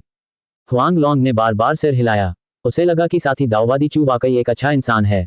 अगर कोई और होता तो क्या वे उसे इस तरह याद दिलाते? प्रिय दाओवादी चू, चिंता मत करो। मैं निश्चित रूप से दूसरों के बहकावे में नहीं आऊंगा और मैं अपनी मर्जी से खजाने नहीं दूंगा। अगर मैं खुश हूं तो मैं तुम्हें बस कुछ छोटी मोटी चीजें दे दूंगा। फिर हुआंग लॉन्ग ने चू जुबान के टाइम शिप को देखा और कहा, आप अलग हैं साथी दाओवादी चू। आपके खजाने बहुत दुर्लभ हैं और आपके पास खजानों की कोई कमी नहीं है। इसीलिए मैं अपनी खुशी व्यक्त करने के लिए ये चीजें आपको दे रहा हूं। चू जुबान अवाक रह गई। आखिरकार हुआंग लॉन्ग सचमुच यूं ही खजाने नहीं बांट रहा था। वह इन्हें किसे देता था, इस बारे में वह बहुत सोच समझकर फैसला करता था। उसके टाइम शिप का स्तर बहुत ऊंचा था, इसलिए वह निम्न स्तर के खजाने देने में बहुत शर्म महसूस करता था। इसलिए उन्होंने तुरंत ही महान दाओ स्तर के खजाने दान कर दिए। चू जुबान को राहत मिली। उसने ओरिजिन दाओ क्रिस्टल से दाओ आभा का एक गोला निकाला। उन्होंने इसे हुआंग लॉन्ग को सौंपते हुए कहा, प्रिय दाओवादी हुआंग, भविष्य में यदि आप अन्य लोगों या अन्य महान दाओ प्राणियों से मिलें तो आप इसका उपयोग उनकी दाओ आभा का एक अंश अवशोषित करने और उन्हें सर्वोच्च खजाने से जोड़ने के लिए कर सकते हैं। इसके बाद आप उनसे संवाद कर सकेंगे। उन्होंने हुआंग लॉन्ग से कहा कि वह अपनी दाओ आभा का एक अंश ओरिजिन दाओ क्रिस्टल में डालें। चू जुबान ने ग्रेट दाओ कम्युनिकेशन ग्रुप में संदेशों को देखा, मुस्कुराया और कहा, साथी दाओवादियों, मैं आप सभी को ग्रेट दाओ के साथी दाओवादी हुआंग लॉन्ग से परिचित कराना चाहता हूं। होंग युवानचू और अन्य लोगों के दिल दहला गए। महान दाओ का एक प्राणी। अन्य सभी दाओ क्षेत्र के साधक स्तब्ध रह गए और उन्होंने उत्सुकता भरी निगाहों से महान दाओ संचार समूह को देखा। हेलो दोस्तों, मैं हुआंग लॉन्ग हूं। एक बार जब हुआंग लॉन्ग को संदेश भेजने की विधि समझ में आ गई तो उसने सीधे संदेश को एक तराजू पर संघनित किया और अपने छोटे पंजों से उस पर एक संदेश उकेर दिया। उन्होंने ये भी पता लगाया कि वे अपनी दाओ आभा का उपयोग करके एक छवि प्रक्षेपण को संघनित कर सकते हैं और उसे समूह को प्रसारित कर सकते हैं। उन्होंने सीधे अपने स्वयं के स्वरूप को संक्षिप्त रूप में प्रस्तुत किया और उसे समूह को प्रसारित कर दिया। हुआंग लॉन्ग इस नए और अनोखे खिलौने को लेकर बेहद उत्साहित था। वह समय के महान मार्ग की नदी पर लुढ़कने लगा, जिससे लहरें उठने लगीं। उत्साह में आकर उसने कुछ कीमती चीजें चू जुबान के हाथों में भी थमा दी। चू जुबान भी बहुत खुश था। समय के महान दाओ की यह यात्रा सचमुच फलदायी साबित हुई। इसके अलावा यदि हुआंग लॉन्ग का सामना ग्रेट दाओ के अन्य प्राणियों से होता है तो वह उन्हें ग्रेट दाओ कम्युनिकेशन ग्रुप में शामिल करने में सक्षम होगा। यदि आवश्यक हो तो वह समूह में प्रवेश करने के बाद महान दाओ के अन्य प्राणियों से खजाने प्राप्त कर लेगा। महान दाओ के वे सभी प्राणी अकेले और ऊबे हुए थे। उन्हें बातचीत करने के लिए एक जगह की जरूरत थी और वे अंदर आने की विनती करते थे। चू जुबान ने हुआंग लॉन्ग को अस्पष्ट रूप से याद दिलाया कि समूह में लोगों को शामिल करते समय उसे कोई नुकसान न उठाना पड़े। हुआंग लॉन्ग समझ गया और भावुक होकर आह भरी। साथी दाओवादी चू सचमुच एक अच्छा इंसान था। उसे उससे इतने सारे खजाने लेने का पछतावा हुआ, इसलिए उसने खुद को याद दिलाया कि जब वह किसी को समूह में शामिल होने के लिए आमंत्रित करेगा तो वह उससे भी कुछ खजाने मांगने का मौका ले सकता है। उन्हें समूह में शामिल होने वालों को यह याद दिलाना पड़ा कि उन्हें फेलो दाओइस्ट चू को खजाने भेंट करने होंगे। चू जुबान ने देखा कि ड्रैगन लॉर्ड पूरी तरह से ग्रुप चैट पर ध्यान केंद्रित कर रहे थे और वह स्वयं भी ग्रेट दाओ ऑफ टाइम का भ्रमण जारी रखने के लिए तैयार थे। ग्रेट दाओ कम्युनिकेशन ग्रुप में उन्होंने हुआंग लॉन्ग का सही परिचय देने के लिए एक और स्पष्टीकरण जोड़ा। उनके संदेश ने सबको चौंका दिया। सहपाठी दाओवादी हुआंग लॉन्ग जेड टाइम ड्रैगन हैं। जब तक समय का अस्तित्व है, जेड टाइम ड्रैगन कभी नहीं मरेगा। समय से संबंधित किसी भी प्रश्न के लिए आप सहपाठी दाओवादी हुआंग लॉन्ग से सलाह ले सकते हैं। ग्रेट दाओ कम्युनिकेशन ग्रुप में सभी लोग एक बार फिर से हैरान रह गए। ये बात विशेष रूप से समूह में मौजूद कुछ दाओ युआन क्षेत्र के विशेषज्ञों के लिए सच थी। अगर समय का अस्तित्व होता तो जेड टाइम ड्रैगन कभी नहीं मरता। इसका क्या मतलब था? इसका मतलब यह था कि हुआंग लॉन्ग एक ऐसा अस्तित्व था जो लगभग अमर था। यह सचमुच एक बड़ा आदमी था। हुआंग लॉन्ग ने अपना सिर उठाया और चू जुबान पर एक नजर डाली। इस समय उसे लगा कि चू जुबान कुछ रहस्यमय और बेहद शक्तिशाली है। चूंकि वह जानता था कि जब तक समय का अस्तित्व है उसकी मृत्यु नहीं होगी, इसलिए वह एक प्राचीन महाशक्तिशाली व्यक्ति होना चाहिए। वह समूह में खुशी खुशी बातचीत कर रहा था। मेरे साथी दाओवादी चू, आप मेरी प्रशंसा कर रहे हैं। मैं इतना शक्तिशाली नहीं हूं। बात बस इतनी है कि अगर महान दाओ का पतन भी हो जाए तो भी मैं जीवित रहूंगा। होंग युवानचू और बाकी लोग अवाक रह गए। यदि महान दाओ का पतन हो जाए और आप फिर भी जीवित रहें तो क्या यह पर्याप्त शक्ति नहीं होगी? दाओ युआन क्षेत्र के किसी भी विशेषज्ञ ने यह गारंटी नहीं दी कि महान दाओ के पतन के समय वे जीवित रह पाएंगे। यही तो अंतर था। सहपाठी दाओवादी चू ही सच्चे वरिष्ठ हैं। हुआंग लॉन्ग ने एक बार फिर चू जुबान की प्रशंसा की। इस तरह समूह में चू जुबान का रुतबा एक बार फिर बढ़ गया, जिससे वह और भी रहस्यमय लगने लगा। ये शरारती तत्व मोतू अब हुआंग लॉन्ग का पक्ष जीतने की कोशिश कर रहा था। दाओ क्षेत्र के अन्य सभी साधक भी उसकी चापलूसी करने के लिए बाहर आ गए। इसमें यूसू भी शामिल थी, जो आमतौर पर बहुत कम बोलती थी। चू जुबान चैट ग्रुप की गतिविधियों से बहुत संतुष्ट थी। हुआंग लॉन्ग को ग्रुप में शामिल करना वाकई सही फैसला था। जब वह वापस आता तो वह आइटम ट्रांसफर फंक्शन को सक्रिय कर देता। इस तरह समूह और भी अधिक सक्रिय हो जाएगा। जब हुआंग लॉन्ग खजाने बांटता था तो इससे समूह के सदस्यों को और भी आगे बढ़ने की प्रेरणा मिलती थी। इस तरह ओरिजिन दाव क्रिस्टल अधिक दाव आभा प्राप्त करने में सक्षम होगा और इसके अगले रूपांतरण तक का समय और भी कम हो जाएगा। हुआंग लॉन्ग को ग्रुप चैटिंग की लत लग गई और वह इससे खुद को अलग नहीं कर पाया। जब भी कोई उसकी प्रशंसा करता था तो उसे अच्छा लगता था और वह हर बार कीमती चीजें दान करना चाहता था। दुर्भाग्यवश वह अपने ग्रुप चैट मित्रों को खजाने हस्तांतरित नहीं कर सका। ये वाकई बेहद अफसोसजनक था। बेशक उसे अभी भी चू जुबान की यह चेतावनी याद थी कि वह यूं ही खजाने नहीं बांट सकता और उसे चापलूसी का आदी नहीं होना चाहिए। हालांकि उसके पास अनगिनत खजाने थे, इसलिए अगर वह कुछ कम दर्जे के खजाने दान कर देता तो कोई फर्क नहीं पड़ता। उनकी नज़र में वे मामूली चीजें थीं, लेकिन दूसरों की नज़र में वे अनमोल खजाने थे। ग्रेट दाव कम्युनिकेशन ग्रुप के दाव क्षेत्र के विशेषज्ञों में यंग कोंग उनकी चापलूसी करने में सबसे अधिक तत्पर थे। आखिरकार वह समूह में सबसे कमजोर था। यदि वह उन्हें खुश करने, बड़े अधिकारियों का समर्थन हासिल करने और उनसे खेती बाड़ी के बारे में सलाह लेने की पूरी कोशिश नहीं करता तो इस समूह में रहने का क्या मतलब था। धीमी खेती, समय त्वरण और समय प्रवाह में अंतर। यंग कोंग रोना चाहती थी लेकिन उसके पास आंसू नहीं थे। अगर मैं अपने लिए समय को तेज कर पाता और समय के प्रवाह के अंतर को बदल पाता तो क्या मैं तब भी इतना ही बेकार होता। वह दाव क्षेत्र में था। समय से संबंधित वे तथाकथित रहस्यमय क्षेत्र अब उनके लिए प्रभावी नहीं रह गए थे। वह समय के दाव का अभ्यास नहीं कर रहा था तो उसे अपनी साधना की गति बढ़ाने के लिए त्वरित समय का उपयोग करने की क्षमता कहां से मिली होगी। वरिष्ठ, मैं यह नहीं कर सकता। यंग कोंग रोने लगी।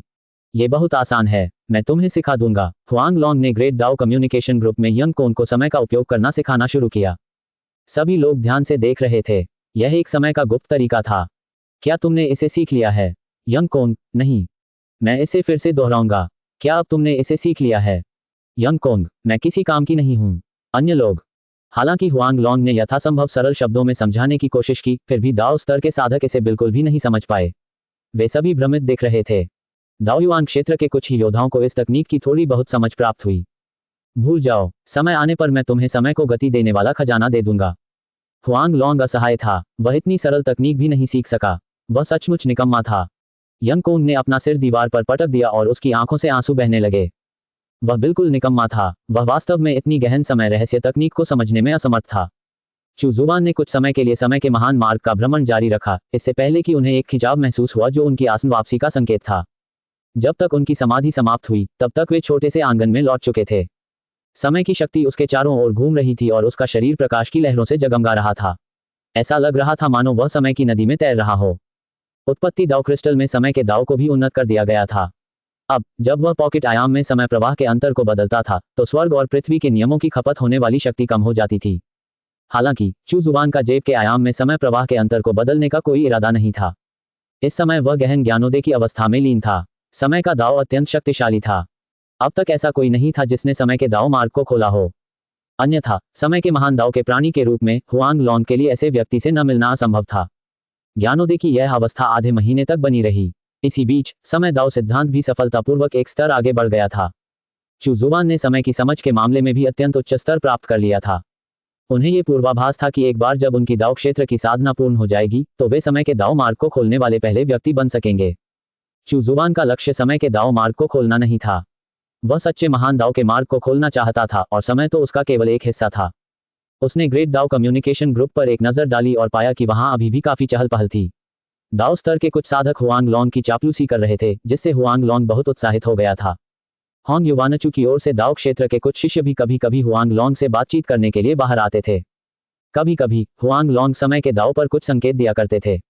हुआंग लॉन्ग के समूह में शामिल होने के बाद मोतिर ने मनोरंजन के लिए रुओ जियान को परेशान करना बंद कर दिया। अब आइटम ट्रांसफर फंक्शन को सक्रिय करने का समय आ गया था। चू जुबान ने हाथ हिलाकर पॉकेट डायमेंशन से कुछ दाव फल निकाले। फिर उसने सुशियान एयर को बेहतरीन सामग्री से कुछ स्वादिष्ट व्यंजन बनाने का निर्देश दिया। हुआंग लॉन्ग ने उसे इतने सारे अनमोल उपहार दिए थे, इसलिए वह उसके लिए कुछ स्वादिष्ट भोजन बनाना चाहता था। यह एक दीर्घकालिक संबंध था जिसे संजोकर रखना जरूरी था। जब सुशियान एयर को उनके निर्देश मिले तो उसने सामग्री तैयार करना शुरू कर दिया। चू जुबान को याद आया कि हुआंग लॉन्ग एक ज़ेड टाइम ड्रैगन था। इतना बड़ा और शक्तिशाली ड्रैगन की भूख भी बहुत ज्यादा होगी। इसलिए उसने सुशियान एयर को सामान्य से 10 गुना अधिक खाना पकाने का आदेश दिया। सर, आपको मुझसे इतना सारा खाना बनाने की क्या जरूरत है? सुशियान एयर ने हैरानी से पूछा। बस जैसा मैं कहूं वैसा करो। ठीक है। जब सू शियान एयर व्यस्त थी, तब चू जुबान ने हुआंग लॉन्ग द्वारा दिए गए तराजू में से एक तराजू निकाल लिया। बर्फ से ढकी सफेद सतह पर रहस्यमय समय के पैटर्न बने हुए थे और वह समय की शक्ति से उत्प्रोत थी। हथेली के आकार का वह तराजू सुंदर और रहस्य से भरा हुआ था। ये वो पपड़ियां थीं जो हुआंग लॉन्ग ने उतारी थीं। कुछ उपचार के बाद ये ऐसी हो गई थीं। यह एक अनमोल प्राकृतिक खजाना था। इससे एक कालातीत रहस्यमय क्षेत्र का निर्माण करना अत्यंत सहज होगा। इस खजाने से निर्मित कालातीत रहस्यमय क्षेत्र एक महान दाव रहस्यमय क्षेत्र के समकक्ष होगा। आखिरकार हुआंग लॉन्ग महान दाव का प्राणी था और उसके शल्क स्वाभाविक रूप से महान दाव स्तर के ही होंगे। चू जुबान ने अपना हाथ हिलाया और तराजू से एक समय खजाने को परिष्कृत करना शुरू कर दिया। अपनी दाव स्तर की शक्ति, कलाकृतियों को परिष्कृत करने के उत्कृष्ट स्तर और साथ ही ओरिजिन दाव क्रिस्टल की सहायता के बावजूद तराजू को परिष्कृत करने में लंबा समय लगेगा। उसने एक कंगन निकाला। उसमें कुल 9 मन के थे और प्रत्येक मन का एकदम साफ था, जिस पर समय के महान दाव के चित्र बने हुए थे। समय के पैटर्न के अलावा इसमें एक और महान दाव शक्ति भी समाहित थी। ये कंगन उन खजानों में से एक था जो हुआंग लॉन्ग ने उसे दिए थे, जिसके पास करने के लिए कुछ बेहतर नहीं था, इसलिए उसने इसे बनाया और खेलने के लिए अपनी अजगर जैसी उंगली पर पहन लिया। वे सभी अनमोल खजाने थे। दाव क्षेत्र के विशेषज्ञ भी इस कंगन को देखकर ईर्ष्या करेंगे। चू जुबान ने अपना हाथ पोंछा और कंगन की दाव आभा को इस तरह छिपा लिया कि वह साधारण लगे, सिवाय इसके कि वह कुछ हद तक सुंदर था। सू शियान एक स्वादिष्ट व्यंजन लेकर आई थी। सर, ये तैयार है। चू जुबान ने हाथ हिलाकर मिठाइयों को एक डिब्बे में रख दिया। बॉक्स का स्तर कंगन से नीचे नहीं था। यह डिब्बा हुआंग लॉन्ग की ओर से एक छोटा सा उपहार भी था। इन छोटी छोटी चीजों से यह अंदाजा लगाया जा सकता था कि हुआंग लॉन्ग मनोरंजन के लिए ये छोटी छोटी चीजें बनाते समय कितना ऊब गया था। आप देख रहे हैं कल्टिवेशन मॉडल। अगर आपको हमारा कंटेंट पसंद आता है तो लाइक, शेयर और सब्सक्राइब जरूर करें। सू शियान एयर ने चू जुबान की ओर देखा और मिठाइयों को डिब्बे में रखते हुए संदेह से पूछा, महोदय, आप ये किसे दे रहे हैं? ये व्यंजन उच्च कोटि के दिव्य खजानों से बने थे। सम्राट भी इन्हें खाने के योग्य नहीं थे। जब वह खाना बनाती थी तो उसे व्यंजनों की सुगंध से भी बहुत कुछ प्राप्त होता था। जो लोग ऐसे स्वादिष्ट व्यंजनों को खाने के योग्य हैं, उन्हें कम से कम स्वर्गलोक के प्रारंभिक चरण में होना चाहिए, है ना? शायद स्वर्गलोक के साधक भी इन स्वादिष्ट व्यंजनों का आनंद लेने के योग्य नहीं थे। इसके अलावा जिन डिब्बों में ये स्वादिष्ट व्यंजन रखे गए थे वे भी असाधारण थे। वे तो दिव्य खजानों से भी कहीं अधिक असाधारण थे। सू शियान एयर यह कल्पना करने की हिम्मत भी नहीं कर पा रही थी कि यह किस तरह का खजाना होगा। हालांकि इस खजाने का इस्तेमाल वास्तव में भोजन रखने के लिए किया जाता था। यह मेरे एक ऐसे दोस्त के लिए है जिससे मैं अभी अभी मिली हूं, चू जुबान ने मुस्कुराते हुए कहा। सू शियान एयर और भी ज्यादा उलझन में पड़ गई। चू जुबान तो आंगन से बाहर ही नहीं निकली थी, है ना? उन्हें नया दोस्त कब मिला? चू जुबान ने दाव फल डिब्बे में रखे और सू शियान एयर की कलाई पर कंगन पहनाते हुए कहा, ये तुम्हारे लिए है। कुछ समय तक अपनी आभा का उपयोग करके इसे पोषित करो। इसे कोई तुमसे छीन नहीं सकता। सू शियान एयर ने अपनी कलाई पर पहनी हुई जेड की चूड़ी को देखा। वह एकदम साफ और चमकदार थी। उस पर कुछ बारीक रेखाएं थीं, लेकिन उसमें कुछ भी खास नहीं था। हालांकि वह जानती थी कि चू जुबान द्वारा उसे दी गई चीजें कभी भी साधारण नहीं थीं। वे जितने साधारण दिखते थे उतने ही अनमोल लगते थे। बस अपनी सीमित शक्ति के कारण वह उनमें छिपी विशिष्टता को खोज नहीं पा रही थी। धन्यवाद महोदय। चू जुबान ने सिर हिलाया और सू शियान र को अपना काम करने दिया। ग्रेट दाव कम्युनिकेशन ग्रुप में उन्होंने हुआंग लॉन्ग से कहा, साथी दाववादी हुआंग, मैं आपको कुछ भोजन दूंगा जिससे आपकी भूख शांत हो जाएगी। हुआंग लॉन्ग बहुत खुश हुआ। खाने के लिए कुछ नया था। मेरे साथी दाववादी चू, क्या आप समय के महान दाव में फिर से आ रहे हैं? नहीं, मैं ग्रेट दाव कम्युनिकेशन ग्रुप के माध्यम से आपको यह वस्तु भेज दूंगा। जैसे ही चू जुबान बोल रहा था, उसने डिब्बा दूसरी तरफ रख दिया। हालांकि हुआंग लॉन्ग समय के महान मार्ग पर था, फिर भी इससे उत्पत्ति स्रोत मार्ग क्रिस्टल की वस्तुओं को स्थानांतरित करने की क्षमता में कोई बाधा नहीं आई। यह उत्पत्ति मार्ग क्रिस्टल की प्रमुख शक्तियों में से एक थी। ये सीधे तौर पर महान दाव से जुड़ा हुआ था। दाववादी भाई चू, क्या आप महान दाव संचार समूह के माध्यम से वस्तुओं का स्थानांतरण कर सकते हैं? होंग युवानचू ने आश्चर्य से पूछा। वह दाव आभा की एक हल्की सी किरण का सीधे माध्यम के रूप में उपयोग करके वस्तुओं को स्थानांतरित कर सकता था। क्या इसका इस्तेमाल हमले के लिए किया जा सकता है? वस्तुओं का हस्तांतरण किया जा सकता है और हस्तांतरित वस्तुओं से उनके मूल स्वामी की आभा मिट जाएगी और उस पर प्राप्तकर्ता की आभा अंकित हो जाएगी। इसके अलावा इससे आपके स्थान या दिव्य रहस्यों का कोई पता नहीं चलेगा। चूंकि इसमें महान दाव शामिल है, इसलिए साथी दाववादियों को हमलों या इस तरह की किसी भी चीज के बारे में चिंता करने की आवश्यकता नहीं होगी। चू जुबान स्वाभाविक रूप से जानती थी कि होंग युवानचू और अन्य लोग किस बात से डरते हैं। ग्रेट दाव कम्युनिकेशन ग्रुप के कुछ नियम हैं। जब तक कोई ग्रेट दाव को पार नहीं कर लेता, तब तक वह इन नियमों का उल्लंघन नहीं कर सकता। होंग युवानचू और बाकी लोगों ने उसकी बात सुनकर राहत की सांस ली। उन्हें लगा कि वे अभी अभी जरूरत से ज्यादा चिंतित हो रहे थे। वे सभी दावयुआन स्तर के साधक थे। चू जुबान इतना शक्तिशाली कैसे हो सकता था कि वह अपने दाव आभा के एक अंश को माध्यम बनाकर समान स्तर के साधकों पर हमला कर सके? अगर वह सचमुच ऐसा हमला कर सकता है तो क्या वह महान दाव को पार करने के करीब नहीं होगा। हुआंग लॉन्ग को पहले ही खाना मिल चुका था। खाना खाते हुए उसने एक संदेश भेजा, स्वादिष्ट स्वादिष्ट, मैंने इतना स्वादिष्ट खाना पहले कभी नहीं खाया। यंग कोंग ने तुरंत इस अवसर का लाभ उठाया और जल्दी से कुछ दिव्य खजाने जैसे दाव फल निकाले जिनका स्वाद विशेष रूप से अच्छा था। उन्होंने शीघ्र ही ग्रेट दाव कम्युनिकेशन ग्रुप के माध्यम से वस्तुओं को प्रसारित करने का तरीका खोज लिया। उसने तुरंत हुआंग लॉन्ग से कहा, वरिष्ठ हुआंग लॉन्ग, मैं कमजोर हूं लेकिन मेरे पास कुछ स्वादिष्ट फल हैं। मैं उन्हें अभी वरिष्ठ हुआंग लॉन्ग को भेज रहा हूं। मुझे उम्मीद है कि वरिष्ठ को वे पसंद आएंगे। यह उनकी चापलूसी करने का अच्छा अवसर था। उसने तुरंत उन वस्तुओं को स्थानांतरित कर दिया। दाव क्षेत्र के अन्य सदस्यों ने उसकी ओर देखा। यंग कोंग, ये चापलूस बहुत ही चालाक था। उन्होंने तुरंत ये भी व्यक्त किया कि उन्हें स्वादिष्ट भोजन मिला। खाने पीने की चीजों के अलावा वे ऐसा कोई खजाना नहीं ला सके जो हुआंग लॉन्ग को लुभा सके। अगर वे ऐसा करते भी तो भी वे किसी ऐसे खजाने को देने के लिए तैयार नहीं थे जो हुआंग लॉन्ग को लुभा सके। होंग युवानचू और अन्य लोगों ने हुआंग लॉन्ग से दोस्ती करने के लिए उसे अपने स्तर की कुछ वस्तुएं ही दी। उन्होंने कनिष्ठों की तरह उसकी चापलूसी नहीं की। तुम्हें अपनी औकात अच्छी तरह से पता है, छोटे बच्चे। हुआंग लॉन्ग यंग कोंग से बहुत संतुष्ट था। उसके शब्द मधुर और समझदारी भरे थे। वह इनाम का हकदार था। उसने लापरवाही से यंग कोंग को एक छोटी सी डिस्क दी जो उसने खुद बनाई थी। मैं तुम्हें एक छोटी सी डिस्क दूंगा जो समय को गति दे सकती है। इससे तुम्हारी ताकत में बहुत तेजी से वृद्धि होगी। धन्यवाद सीनियर। यंग कोंग इतना उत्साहित था कि उसकी आंखों में आंसू आ गए थे। अंततः उसे एक महान अवसर और एक अमूल्य खजाना प्राप्त हो गया था। एक ऐसा सर्वोच्च खजाना जो दाव स्तर के साधकों के लिए भी समय को गति दे सकता था, इस दुनिया में मिलना लगभग असंभव था। दाव लोक के अन्य सभी सदस्य ईर्ष्यालु थे। उन्होंने यंग कोंग को चापलूस होने के लिए कोसा। बाकी सभी छोटे बच्चों के लिए भी उपहार हैं। हुआंग लॉन्ग बहुत खुश था। उसने बड़ी सहजता से कुछ छोटी छोटी चीजें उन सभी को दे दी। हालांकि उनकी तुलना समय त्वरण डिस्क से नहीं की जा सकती थी, फिर भी वे दाव क्षेत्र के साधकों के लिए अनमोल खजाने थे। उसे चू जुबान के शब्द याद आ गए। वह इतनी कीमती चीजों को दान नहीं कर सकता था। यंग कोंग की बात करें तो इसका मुख्य कारण यह था कि उसका लहजा मधुर था और वह चतुर था। चू जुबान के बाद खाना देने वाला वह पहला व्यक्ति भी था। इसके अलावा उसकी ताकत सचमुच बहुत कमजोर थी। वह उसे इतना कमजोर देखकर सहन नहीं कर सका। वह समूह में सबसे कमजोर था।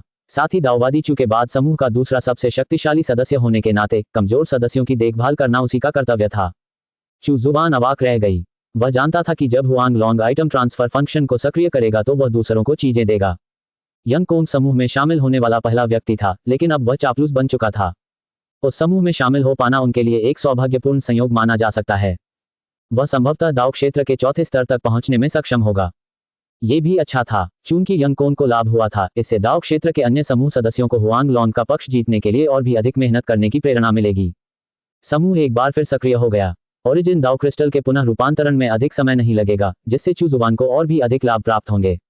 एक बार जब ओरिजिन दाव क्रिस्टल रूपांतरित हो जाता है और उसे महान दाव में ले जाने की क्षमता प्राप्त हो जाती है, तो चू जुबान के दाव क्षेत्र की साधना का मार्ग तेज और सुगम हो जाएगा। भविष्य में उनके लिए ग्रेट दाव का एक छोटा संस्करण खोलना बहुत आसान होगा।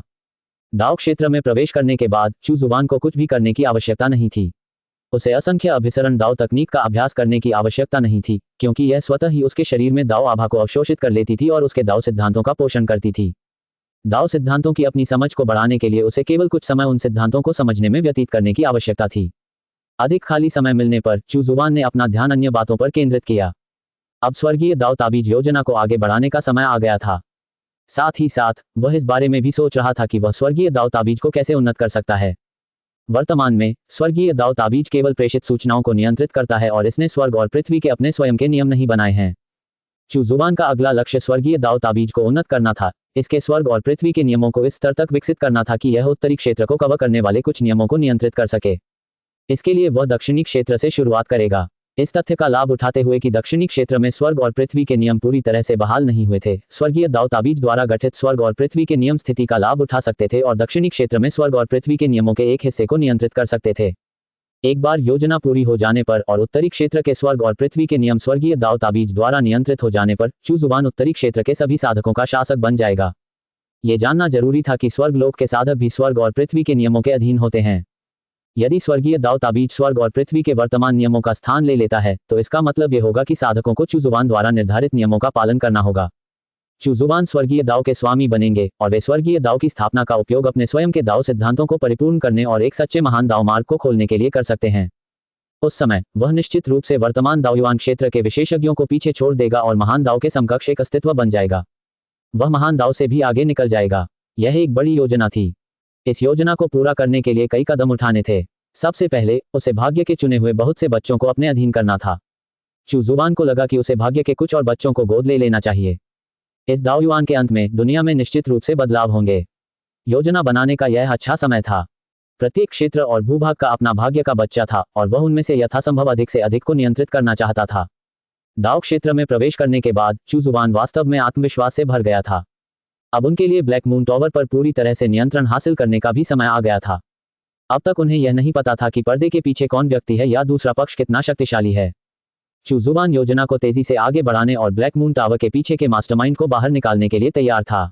दूसरा पक्ष शायद कोई प्रतिभाशाली व्यक्ति हो जिसका उपयोग किया जा सके। आखिरकार उस व्यक्ति के लिए उत्तरी क्षेत्र के संपूर्ण हिस्से में फैले एक विशाल गुट की स्थापना करने में सक्षम होना, चाहे वह ताकत के मामले में हो या तरीकों के मामले में, उसे असाधारण होना ही था। स्वर्गीय दाओ ताबीज योजना को ऐसी प्रतिभा की आवश्यकता थी।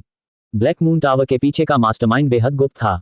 दूसरे पक्ष को ढूंढ निकालने में शायद कुछ समय लगेगा। चू जुबान ने बाओ होंग्यान को बुलाया। उसने उससे एक योजना बनाने को कहा। इसे उसकी क्षमता की परीक्षा माना जा सकता है। बाओ होंग्यान उत्साहित तो थी, लेकिन थोड़ी चिंतित भी थी। उसे डर था कि वह परीक्षा पास नहीं कर पाएगी। जब से उसने चू जुबान का अनुसरण करना शुरू किया था, उसे बहुत अधिक ध्यान मिलने लगा था।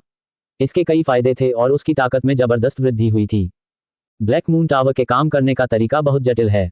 हर विभाग के अपने रहस्य हैं और हर विभाग के अपने अधीनस्थ कर्मचारी हैं। अगर आप असली मास्टरमाइंड का पता लगाना चाहते हैं तो आप उन्हें एक एक स्तर पर नियंत्रित करके ही ऐसा कर सकते हैं। मुझे नहीं लगता कि इससे बेहतर कोई तरीका है। फिलहाल ब्लैक मून टावर की व्यवस्था में टावर लॉर्ड का बहुत महत्वपूर्ण स्थान है और केवल गार्ड विभाग के शीर्ष भाग के पास ही टावर लॉर्ड को चुनौती देने की पर्याप्त शक्ति है। हो सकता है कि 9 सितारा टावर लॉर्ड को इस साजिश के पीछे का मास्टरमाइंड पता हो और वह उससे संपर्क कर सके। बाओ होंग्यान ने अपने विचार और विश्लेषण व्यक्त किए। चू जुबान ने सिर हिलाया। प्रत्येक विभाग को स्तर दर स्तर नियंत्रित करने के अलावा वास्तव में कोई अच्छा तरीका नहीं था। आखिरकार वह आंगन छोड़कर स्वयं हस्तक्षेप नहीं कर सकता था। संचार ताबीज को जारी किए हुए काफी समय हो गया था, फिर भी उसे ब्लैक मून टावर के मास्टरमाइंड के बारे में एक भी जानकारी नहीं मिली थी। इससे यह पता चलता था कि दूसरे पक्ष ने खुद को कितनी गहराई से छिपा रखा था। ऐसा लग रहा था मानो वे ब्लैक मून टावर में हो रहे बड़े बदलावों से बेपरवाह हों। उनका व्यवहार किसी शक्तिशाली विशेषज्ञ जैसा था। चू जुबान ने दाओ शक्ति का एक गोला बनाया और बाओ होंग्यान को उसे अपने साथ लाने के लिए कहा। वह धीरे धीरे आगे बढ़ते हुए सुरागों की खोज करेगी और ब्लैक मून टावर के मास्टरमाइंड का पर्दाफाश करेगी। व्यवस्था करने के बाद चू जुबान आंगन में खबर का इंतजार करने लगी। इसी दिन चू पिंगफान पॉकेट डायमेंशन से बाहर आ गई। आप स्वाभाविक रूप से हर जगह उसके पीछे पीछे गए हैं। वे दोनों बहुत अच्छे खेल के साथी बन गए थे। चू पिंगफान पहले से ही सम्राट स्तर के तीसरे स्तर पर था। हालांकि वास्तविकता में ज्यादा समय नहीं बीता था, लेकिन वह कुछ वर्षों से पॉकेट डायमेंशन में प्रशिक्षण ले रहा था। वह काफी शांत हो गया था, शायद इसलिए कि वह इसी तरह पैदा हुआ था। लेकिन चू पिंगफान दिखने में अभी भी सरल और नीरस लगता था, लेकिन वह काफी प्यारा था। वह काफी सीधे सादे व्यक्ति भी थे। यह उनके स्वभाव के बिल्कुल अनुकूल था। 13वें चाचा, मैं पूर्वी क्षेत्र की यात्रा करना चाहता हूं, चू पिंगफान ने आदरपूर्वक कहा। चू जुबान ने उसकी ओर एक नजर डाली और कहा, क्या तुमने इसके बारे में सोचा है? ये दिन तो देर सवेर आना ही था। चू पिंगफान द्वारा इतनी कड़ी साधना करने का कारण यह था कि वह अपने और अपने माता पिता के साथ हुई घटनाओं के प्रति अपने क्रोध और निराशा को व्यक्त कर सके। वह वास्तव में पूर्वी क्षेत्र में जाकर अपने माता पिता को बचाना चाहता था और अपनी मां के परिवार को करारा झटका देना चाहता था, जिन्होंने उनके साथ कचरे जैसा व्यवहार किया था। तीसरे स्तर के सम्राट स्तर के साधक को कमजोर नहीं माना जाता था। 9वें स्तर के सम्राट स्तर के एक साधारण साधक के लिए चू पिंगफान का मुकाबला करना शायद संभव न हो। और सबसे महत्वपूर्ण बात यह है कि वह केवल 16 साल का था। मैंने इस बारे में अच्छी तरह सोच लिया है, चू पिंगफान ने मुट्ठी भींचते हुए कहा। अब तक वह अपने बचपन की उस घटना को नहीं भूल पाया है। अगर आपने इसके बारे में अच्छी तरह सोच लिया है तो जाकर इसे कर दीजिए। चू जुबान ने सिर हिलाया। धन्यवाद 13वें चाचा। याद रखो, दूसरे पक्ष की पहचान या पृष्ठभूमि पर ध्यान देने की कोई जरूरत नहीं है। अगर जरूरत पड़े तो उन्हें मार डालो। बेशक खून खराबा मत करो, चू जुबान ने गंभीरता से कहा। जी हाँ 13वें चाचा जी, मुझे पता है मुझे क्या करना चाहिए। चू जुबान ने सिर हिलाया। ये बच्चा, चू पिंगफान, अभी भी बहुत भोला था। युवा ने चू पिंगफान के कंधे के पीछे से अपना सिर बाहर निकाला और दबी आवाज में कहा, पर दादाजी, मैं भी जाना चाहती हूँ। चू जुबान ने परी जैसी प्यारी सी दिखने वाली इस महिला भूतनी को देखा। जब उसने उसे परदादा कहकर पुकारा तो उसके होठों के कोने अनजाने में फड़कने लगे। हालांकि वह भूतों का पूर्वज था और भूत जाति का संस्थापक था, इसलिए उसे परदादा कहने में कुछ भी गलत नहीं था। जाना, वाह, आपका बहुत बहुत धन्यवाद परदादा जी। युवा बहुत उत्साहित थी और चू पिंगफान के आसपास तैर रही थी। चू जुबान अब भी यू एर को बहुत सम्मान देती थी। वह वर्तमान में भूत जाति की नंबर 1 प्रतिभाशाली थी। उसकी प्रतिभा प्राचीन पाताल लोक के धर्मग्रंथों के साथ पूरी तरह मेल खाती थी। भविष्य में वही भूत जाति का नेतृत्व करेगी और भाग्य के खजानों के लिए विद्रोह और लड़ाई का नेतृत्व करेगी। चू पिंगफान एक लंबी यात्रा पर निकलने वाला था, इसलिए चू यून एकांत साधना से बाहर आया और चू पिंगफान के साथ ले जाने के लिए कई औषधीय गोलियां तैयार की। शियांग जिंग ने कई गुप्त खजाने बनाए जिन पर आकृतियां उकेरी गई थीं। इनमें सबसे निचले स्तर का खजाना सम्राट स्तर का गुप्त खजाना था, जो उनकी नवीनतम रचना थी। हालांकि एक गुप्त खजाने का उपयोग केवल एक बार किया जा सकता था, लेकिन उसकी शक्ति अत्यंत प्रबल थी। सू शियान एयर को एहसास हुआ कि वास्तव में उसके पास उसे देने के लिए कुछ भी नहीं था। चू यून ने उसे गोलियां दी थीं। शियांग जिंग ने उसे कलाकृतियां और गुप्त खजाने दिए थे। वह उसे क्या देने वाली थी, ये बहुत निराशाजनक था। वह चू पिंगफान की देखभाल उसके बचपन से ही कर रही थी। वह चू पिंगफान से बहुत प्यार करती थी। कुछ देर सोचने के बाद सू शियान एयर ने अपने पास मौजूद कुछ दिव्य रत्नों को चुनकर चू पिंगफान को दे दिया। ये सभी अच्छे रत्न हैं, इन्हें मुश्किल समय में इस्तेमाल किया जा सकता है। धन्यवाद आंटी सू। चू पिंगफान के जाने से पहले उसने चू जुवान के सामने 3 बार झुककर प्रणाम किया। उसकी आंखें लाल थीं और वह दृढ़ता से आंगन से बाहर निकल गया। ये पहली बार था जब वह सचमुच घर छोड़कर गया था। पिछली बार तो वह केवल आकाश को हिला देने वाले गोल्डन रॉक और स्वर्गीय आत्मा बिल्ली के साथ सैर पर गया था। इस बार वह अपने और अपने माता पिता के लिए न्याय मांगने जा रहा था। चू यून और सू शियान एयर उसे विदा करने गए। शियांग जिंग आंगन के प्रवेश द्वार पर खड़ी होकर लगातार आहें भर रही थी। वह अक्सर दक्षिणी क्षेत्र के पूर्वी भाग में वापस जाकर अपनी क्षमताओं का प्रदर्शन करने और वहां सभी को यह बताने के बारे में सोचता था कि वह एक प्रतिभाशाली व्यक्ति है, राक्षस नहीं। उसने दबी हुई क्रोध की एक आह भरी। चू जुबान आराम कुर्सी पर बैठ गई और बोली, शियांग शिंग जी, स्वामी जी। जियांग जिंग ने आदरपूर्वक उत्तर दिया। अपनी साधना में खूब मेहनत करो। वो समय जरूर आएगा जब तुम गौरव के साथ घर लौटोगे, लेकिन अभी वो समय नहीं आया है। हाँ मास्टर। शियांग जिंग ने अपनी लड़ने की भावना को फिर से प्राप्त कर लिया। चू जुबान ने दूर तक देखा। चू पिंगफेन की यह यात्रा निश्चित रूप से हंगामा खड़ा करेगी और अनगिनत लहरें पैदा करेगी। जंगल में जो पेड़ सबसे अलग दिखता है, वह निश्चित रूप से हवा से नष्ट हो जाएगा। ये बात विशेष रूप से उसकी मां के परिवार के लिए सच थी। उनकी उसके बारे में अच्छी राय नहीं थी। शायद दूसरी पार्टी को लगे कि चू पिंगफान एक छिपा हुआ खतरा है और वे उससे छुटकारा पाने की कोशिश करेंगे। इसके अलावा असुरों की प्राचीन भूमि के खुलने में भी ज्यादा समय नहीं लगेगा। पर्दे के पीछे काम करने वाले कुछ लोग शायद पहले से ही कार्रवाई करने के लिए तैयार थे। उदाहरण के लिए, मानव दिव्य क्षेत्र का विशेषज्ञ और दिव्य क्षेत्र के दानव जाति का वयोवृद्ध। एक बार जब उन्हें चू पिंगफान की चौंकाने वाली प्रतिभा का पता चल जाएगा, तो ये सुनिश्चित करने के लिए कि उनकी योजना बर्बाद न हो, वे शायद चू पिंगफान को एक बड़ा खतरा बनने से पहले ही मारने के तरीके सोचेंगे। चू जुबान के सामने एक आकृति प्रकट हुई। मालिक, चू ही और चू एर उत्पत्ति दाव क्रिस्टल के पास साधना कर रहे थे और उत्पत्ति दाव क्रिस्टल से पोषण प्राप्त कर रहे थे। उनकी शक्ति में अभूतपूर्व वृद्धि हुई थी। उनका रूपांतरण पूरा हो चुका था और अब उन्हें आत्मा की कठपुतली नहीं कहा जा सकता था। उनकी वर्तमान शक्ति पहले ही दिव्य क्षेत्र के 7वें स्तर तक पहुंच चुकी थी। इससे भी अधिक महत्वपूर्ण बात यह है कि यद्यपि चूई और चूएर केवल दिव्य क्षेत्र के 7वें स्तर पर थे, फिर भी उनके भीतर दाव आभा मौजूद थी। महत्वपूर्ण क्षणों में वे दाव आभा का उपयोग करके शक्तिशाली हमले कर सकते थे। ऐसा होने पर 9वें स्तर के दिव्य क्षेत्र के विशेषज्ञों को भी पीछे हटना पड़ता। जाओ और चुपके से चू पिंगफान का पीछा करो। जी महाराज। चूएर की आकृति पलक झपकते ही गायब हो गई। शियांग जिंग चौंक गया। क्या उसके स्वामी के पास इतना शक्तिशाली सेवक था? क्या वह व्यक्ति स्वर्गलोक या दिव्य लोक का विशेषज्ञ था? चू जुबान ने अचंभित जियांग शिंग को देखकर कहा, अच्छी तरह से साधना करो। दिव्य लोक ही अंतिम लक्ष्य नहीं है। हाँ मास्टर। शियांग जिंग पूरी जुझारू भावना के साथ पॉकेट आयाम में लौट आया। चू जुबान इस बात पर विचार कर रहा था कि वह जियांग शिंग को दक्षिणी क्षेत्र के पूर्वी क्षेत्र में कब लौटने देगा। संभवतः असुरों की प्राचीन भूमि के खुलने के बाद। भाग्य का पुत्र हमेशा के लिए सुरक्षित नहीं रह सकता था। उसे बाहर निकलकर रोमांच का अनुभव करना ही था। डिंग यू और वांग लू ने कुछ समय से सिस्टम रिवॉर्ड्स को ट्रिगर नहीं किया था। क्या इसका कारण यह था कि उन्होंने पर्याप्त छेड़छाड़ नहीं की थी, या फिर ऐसा इसलिए था क्योंकि दाव क्षेत्र में प्रवेश करने के बाद पुरस्कार प्राप्त करने की शर्तें बढ़ गई थीं? चू यून और सू जियान लौट आए। चू जुबान ने लापरवाही से हाथ हिलाया और एक और समय सूचक कंगन बनकर तैयार हो गया। उसने इसे चू यून को दे दिया। 13वें भाई, आपका धन्यवाद। चू यून ने कंगन पहना और खुशी से झूम उठी। अब उसे पता चल गया था कि चू जुबान ने उसे जो चीजें दी थी, वे साधारण नहीं थीं। ये कंगन बर्फ जैसा सफेद था और उस पर बारीक रेखाएं और पैटर्न बने हुए थे। इसमें कुछ भी खास नहीं लग रहा था। हालांकि ठीक इसी वजह से उसे पता था कि यह असाधारण था। चू यून कुछ देर आंगन में रुकी रहीं और फिर चू परिवार की औषधि निर्माण टीम को मार्गदर्शन देने के लिए पैतृक निवास पर लौट आईं। चू परिवार में चू यून व्यावहारिक रूप से परिवार की मुख्य निर्णय लेने वाली थी। कोई भी उनकी बात के खिलाफ नहीं जाता था। यहां तक कि चू तियानमिंग ने भी उसकी बातों पर ध्यान दिया और अपनी इस प्यारी पोती को खूब लाड़ प्यार किया। चू तियानमिंग की दहाड़ सुने हुए काफी समय हो गया था। ऐसा लग रहा था कि चू परिवार का विकास बहुत सुचारू रूप से चल रहा है और उसे किसी बात की चिंता नहीं थी। चू जुवान ने एक पल सोचा और बूढ़े चू तियानमिंग को नाराज न करने का फैसला किया। वह सचमुच अपने दादाजी को गुस्से से भड़कने नहीं देना चाहता था। चू पिंगफान के पूर्वी क्षेत्र के लिए रवाना हुए आधा महीना बीत चुका था। चू जुवान उत्सुक था, इसलिए उसने स्वर्ग जासूसी दर्पण निकाला क्योंकि वह देखना चाहता था कि चू पिंगफान ने पूर्वी क्षेत्र की अपनी यात्रा में कितनी दूरी तय की है। इस सिस्टम का इनाम अचानक कहीं से भी आ गया। आपके शिष्य डिंग यू ने गलती से पृथ्वी आत्माओं के गुप्त क्षेत्र में प्रवेश कर लिया और उन्हें पृथ्वी आत्माओं के पवित्र बालक के रूप में ताज पहनाया गया। उनका भाग्य बदल गया। आपको पृथ्वी सृजन शास्त्र से सम्मानित किया गया है। चू जुबान दंग रह गई। क्या डिंग यू ने सिस्टम के इनाम को सक्रिय कर दिया था? क्या वह गलती से पृथ्वी आत्माओं के गुप्त क्षेत्र में प्रवेश कर गया था?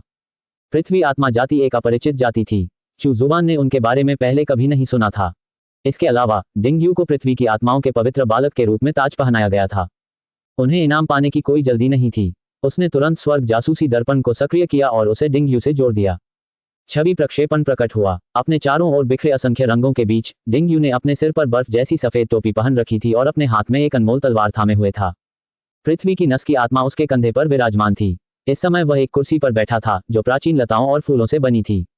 ताजे फूलों से घिरी हुई डिंग यू। प्रत्येक फूल एक आध्यात्मिक जड़ी बूटी थी और सबसे कमजोर फूल भी आध्यात्मिक श्रेणी का था। डिंग यू के नीचे कुछ दर्जन लोग खड़े थे। चू जुबान ने पाया कि इन लोगों के कान आम इंसानों से अलग थे और उनके शरीर छोटे थे। दरअसल उनके सिर पर फूल उग रहे थे। उनके सिर पर बनी हर चोटी के अंत में एक खिला हुआ फूल था। हर फूल का रंग अलग था। चू जुबान इन लोगों से प्रकृति की आभा को भी महसूस कर सकती थी। क्या ये पृथ्वी की आत्माओं की जाति थी? क्या वे किसी प्रकार के पौधे थे जो मानव रूप में पैदा हुए थे? चू जुबान को यह जानने की बहुत उत्सुकता थी कि डिंग यू पृथ्वी आत्माओं की पवित्र संतान कैसे बनी। डिंग यू ने नीचे पृथ्वी आत्माओं को देखा और मन ही मन बहुत असहाय महसूस किया। उसने बस चुपके से कुछ फल खाए थे। इसके अलावा उन्होंने कुछ विचित्र घटनाओं को जन्म दिया। वे पृथ्वी की आत्माओं के पवित्र बालक कैसे बन गए? ये सब धरती की नस की आत्मा की गलती थी जिसने उसे इस जगह पर लाया और यहाँ तक कि उसे खाना चुराने के लिए भी उकसाया। पृथ्वी की नस की आत्मा डिंग यू के कंधे पर विराजमान थी। उसे अपमानित महसूस हो रहा था। स्पष्ट रूप से इसका मालिक ही लालची था, फिर भी किसी न किसी तरह सारा दोष इसी पर मर दिया गया। डिंग यू को यह नहीं पता था कि पृथ्वी आत्मा जाति क्या होती है। कम से कम वे ऐसे लोग थे जिन्हें वह इस समय नाराज करने का जोखिम नहीं उठा सकता था। पृथ्वी की आत्माओं का पवित्र बालक है ना? कम से कम अभी के लिए ऐसा शीर्षक लाभकारी और हानिरहित था। पृथ्वी की आत्मा जाति भी उनका सम्मान करती थी। यद्यपि पृथ्वी की आत्माओं की संख्या कम थी, फिर भी उनकी शक्ति कमजोर नहीं थी। वहां एक दिव्य क्षेत्र का वरिष्ठ व्यक्ति, 5 स्वर्ग क्षेत्र के विशेषज्ञ थे और शेष पृथ्वी आत्माएं सर्वोच्च क्षेत्र या सम्राट क्षेत्र में थीं। उनमें से कोई भी ऐसा नहीं था जो सम्राट पद तक न पहुंचा हो। वे एक बहुत ही शक्तिशाली ताकत थे। हे गुरु, क्या पृथ्वी आत्मा जाति के पास तलवार दाव की विरासत है? पृथ्वी आत्मा जाति के बुजुर्ग, जो अपनी छड़ी के सहारे झुके हुए थे, ने सिर हिलाकर कहा, जी हाँ। हमारी पृथ्वी आत्मा जाति में एक समय तलवार दाव के एक प्रतिभाशाली पूर्वज थे जिन्होंने पृथ्वी आत्मा तलवार दाव को पीछे छोड़ दिया। ये सुनकर डिंग यू अत्यंत प्रसन्न हुआ। मुझे जल्दी से वहां ले चलो। पवित्र बालक, कृपया मेरे पीछे आओ। बुजुर्ग व्यक्ति डिंग यू को अपने साथ लेकर उस स्थान की ओर चल पड़ा। डिंग यू बुजुर्ग के पीछे पीछे चल रही थी और चारों ओर देख रही थी। जमीन पर चारों ओर जड़ी बूटियां बिखरी हुई थीं और अनगिनत मीठे फल थे। कितनी अनमोल भूमि है। जाने से पहले उसे इनमें से कुछ चीजें अपने साथ ले जानी पड़ी। उसके लौटने के बाद वांग लुओ को गोलियां बनाने के लिए आवश्यक जड़ी बूटियों की आपूर्ति के बारे में चिंता करने की जरूरत नहीं रहेगी। डिंग यू इस बारे में सोच रहा था कि वह यहां से जाने के लिए क्या बहाना इस्तेमाल कर सकता है, साथ ही साथ यहां से कुछ सामान अपने साथ ले जाने के लिए क्या बहाना इस्तेमाल कर सकता है। पृथ्वी आत्माओं की जाति बहुत शक्तिशाली थी। अगर वह दुस्साहपूर्वक उनके खजाने चुराने की कोशिश करता तो शायद इसका अंजाम बुरा ही होता। उन्हें यकीन नहीं था कि पृथ्वी की आत्माओं के पवित्र बालक के रूप में उनकी नई पहचान उनकी सुरक्षा सुनिश्चित करेगी या नहीं। डिंग यू को हमेशा से ऐसा लगता था कि पृथ्वी की आत्माओं के पवित्र बालक के रूप में उनकी पहचान की प्रक्रिया एक तरह का मजाक थी। वह एक इंसान था, वह पृथ्वी की आत्माओं का पवित्र बालक कैसे बना? इसके अलावा उन्होंने ये भी कहा कि यह पृथ्वी की आत्माओं के पूर्वज द्वारा निर्धारित किया गया था। डिंग यू को शक था कि इसमें कोई साजिश रची गई है। वह बुजुर्ग के पीछे पीछे चला और एक विशालकाय प्राचीन वृक्ष के सामने पहुंच गया। डिंग यू ने ऊपर देखा और उसे एक प्राचीन वृक्ष दिखाई दिया जो हजारों फीट ऊंचा था। उस पर मानव सिर के आकार के फल लटके हुए थे। उनसे हल्की फ्लोरोसेंट रोशनी निकल रही थी। गल्प। डिंग यू को थोड़ी लालच महसूस हुई। जब से उसने यहाँ आध्यात्मिक फल खाए थे, तब से वह आध्यात्मिक फलों के प्रति आसक्त हो गया था। इतने प्राचीन वृक्ष पर लगे फल तो अत्यंत उच्च कोटि के ही होंगे। वे निश्चित रूप से बहुत स्वादिष्ट होंगे। उसने सोचा कि क्या उसे पृथ्वी की आत्माओं के पवित्र बालक होने के नाते उनमें से 1 या 2 खाने की अनुमति दी जाएगी। पृथ्वी की शिरा की आत्मा भी अपनी लार निगल रही थी। पवित्र बालक, यही पृथ्वी आत्मा तलवार दाव है। बुजुर्ग व्यक्ति किसी चीज के सामने रुक गया। डिंगयू को होश आया और उसने उधर देखा। प्राचीन वृक्ष के नीचे एक मूर्ति खड़ी थी। मूर्ति में एक सुंदर पुरुष को दर्शाया गया था जिसके हाथ में तलवार थी। तलवार से एक चमकदार रोशनी निकल रही थी और वह एक फूल की छाया से घिरी हुई थी। डिंगयू ने एक नज़र में ही बता दिया कि यह असाधारण था। हे पवित्र बालक, तुम पूर्वज की प्रतिमा के 3 फीट आगे बैठकर श्रद्धापूर्वक पूर्वज से प्रार्थना कर सकते हो। तुम्हें निश्चित रूप से कुछ लाभ होगा। बुजुर्ग ने निमंत्रण का इशारा किया। डिंगयू ने मन ही मन बुदबुदाया, कोई खतरा तो नहीं होने वाला था, है ना? उसके लिए इस प्रश्न को सीधे तौर पर व्यक्त करना उचित नहीं था। उसने सोचा कि चूंकि वह पृथ्वी की आत्माओं का पवित्र बालक है, इसलिए उसे कोई खतरा नहीं होना चाहिए। इसलिए वह सावधानीपूर्वक आगे बढ़ा। कुछ कदम चलने के बाद वह मूर्ति के ठीक 3 फीट सामने पहुंच गया। चूजुबान ने पृथ्वी आत्मा पूर्वज की मूर्ति को घूर कर देखा। मूर्ति के चारों ओर एक हल्की दाव आभा फैली हुई थी। पृथ्वी आत्मा के पूर्वज दाव क्षेत्र के विशेषज्ञ थे। हालांकि उसे यह नहीं पता था कि वह व्यक्ति किस स्तर तक पहुंच गया था, या वह अभी भी जीवित है या नहीं। डिंगयू को पृथ्वी आत्माओं का पवित्र बालक बनने का सौभाग्य उसकी नियति के कारण प्राप्त हुआ। इसका मुख्य कारण संभवतः पृथ्वी की रक्तवाहिनी की आत्मा से संबंधित था। चूजुबान को तो यह भी संदेह था कि पृथ्वी आत्मा जाति का संस्थापक संभवतः किसी प्राचीन पृथ्वी शेरा की आत्मा थी। ऐसा इसलिए हुआ क्योंकि पृथ्वी की आत्मा ने डिंगयू को अपना स्वामी मान लिया था। शायद पूर्वज ने डिंगयू के भाग्य को भांप लिया था और आशा की थी कि वह पृथ्वी आत्मा जाति को पुनर्जीवित करने में सक्षम होगा। क्या इसीलिए उन्होंने उसे अपना पवित्र बालक घोषित किया था? डिंगयू अब मूर्ति से 3 फीट की दूरी पर थी। अचानक मूर्ति में जैसे जान आ गई। उसकी आंखें खुल गईं और चमकने लगीं। उसके हाथ में मौजूद तलवार फूलों की पंखुड़ियों से खिल उठी। आध्यात्मिक शक्ति की धाराएं फूट पड़ीं और तुरंत ही डिंगयू को उसके भीतर कैद कर लिया। उन्हें तुरंत ही एक तीव्र संकट का एहसास हो गया। डिंगयू के चेहरे के भाव एकदम बदल गए और उसने मन ही मन कोसना शुरू कर दिया। वाकई खतरा था। वह एक इंसान था। वह पृथ्वी आत्माओं का पवित्र बालक कैसे बन सकता था? उसमें पृथ्वी आत्माओं का वंश नहीं था। नाजुक क्षण में डिंगयू ने तुरंत प्रतिक्रिया करते हुए कुछ पकड़ने के लिए अपना हाथ उठाया। आप देख रहे हैं कल्टिवेशन मॉडल। अगर आपको हमारा कंटेंट पसंद आता है तो लाइक, शेयर और सब्सक्राइब जरूर करें। मूर्ति की तलवार डिंगयू की ओर तनी हुई थी। इसकी आभा ने आसपास के वातावरण को अलग कर दिया। बुजुर्ग को पता नहीं था कि अंदर क्या हो रहा है। मूर्ति के आसपास घटित हो रही विचित्र घटना को देखकर बुजुर्ग को और भी यकीन हो गया कि डिंगयू पृथ्वी आत्माओं का पवित्र बालक है और उसे पूर्वज की स्वीकृति प्राप्त है। वह निश्चित रूप से 9 क्षेत्रों में इस दौड़ को फिर से प्रमुखता दिलाने में सक्षम होंगे। बुजुर्ग व्यक्ति पृथ्वी आत्मा जाति के भविष्य को लेकर आशा से भरे हुए थे। इस समय डिंगयू ने खतरे का सामना करते हुए तुरंत प्रतिक्रिया दी। उसने अपना हाथ उठाया और पृथ्वी की नस की आत्मा को पकड़ लिया। उसने पृथ्वी की नस की आत्मा को गर्दन से पकड़ लिया। धरती की नसों की आत्मा लगभग दम घुट गई थी। अगर मैं मर गया तो वह भी मर जाएगा। अगर तुमने मुझे दोबारा धमकी दी तो मैं उसका गला घोंटकर मार डालूंगा। डिंगयू ने मूर्ति को घूर कर देखा और उपहास किया। पृथ्वी की नस की आत्मा। मैं इतना बड़ा अज्ञानी था कि ऐसे उस्ताद को पहचान नहीं पाया। पृथ्वी की नस की आत्मा निराशा के कगार पर थी। वह ऐसे अविश्वसनीय स्वामी को कैसे स्वीकार कर सकती थी? मूर्ति भी स्तब्ध रह गई। यहाँ किस तरह का दृश्य चल रहा था? और असीली डिंगयू में अचानक से उतार चढ़ाव शुरू हो गया। यह मत सोचो कि तुम मुझे पल भर में मार सकते हो। अगर तुम मुझे मार भी दोगे तो भी यह मर जाएगा। डिंगयू लगातार व्यंग्य करता रहा। उसे जरा भी डर नहीं था। मूर्ति शांत हो गई और उसने अपनी तलवार नीचे कर ली। आत्मा में होने वाले उतार चढ़ाव ने एक संदेश भेजा। ये तो बस एक परीक्षा है। तुम इसे गला घोंटकर क्यों मारना चाहते हो? तुम पवित्र बालक हो। क्या तुम्हें लगता है कि मैं सचमुच तुम्हें चोट पहुंचाऊंगा?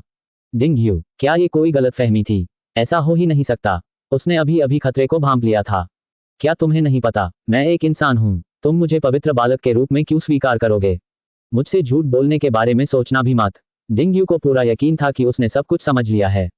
उसके नजरिए से असली पवित्र बालक तो पृथ्वी की नस की आत्मा थी। हालांकि पृथ्वी की नस की आत्मा ने उसे अपना स्वामी मान लिया था। इसीलिए पूर्वज ने उन्हें पवित्र बालक के रूप में ताज पहनाया था। जब तक वह उसे मार नहीं डालता, पृथ्वी की नस की आत्मा मुक्त हो जाएगी और वह स्वाभाविक रूप से पृथ्वी की आत्माओं के पवित्र बालक के रूप में ताजपोशी करने में सक्षम हो जाएगी। चूंकि तुम उसके सुख दुख में भागीदार हो, इसलिए तुम स्वाभाविक रूप से पवित्र बालक हो। मेरी जाति के पवित्र बालक हमेशा से मनुष्य ही रहे हैं। मूर्ति भी हताशा के कगार पर थी। वह चाहे जिस नजर से भी देखे, इस पवित्र बालक में कुछ न कुछ कमी जरूर थी। डिंगयू दंग रह गई। क्या पवित्र बच्चे हमेशा से इंसान ही थे? इसके बारे में क्या है? उसने पृथ्वी की नस की आत्मा की ओर इशारा करते हुए पूछा। पवित्र प्रभु। डिंगयू तुरंत ही नाखुश हो गई।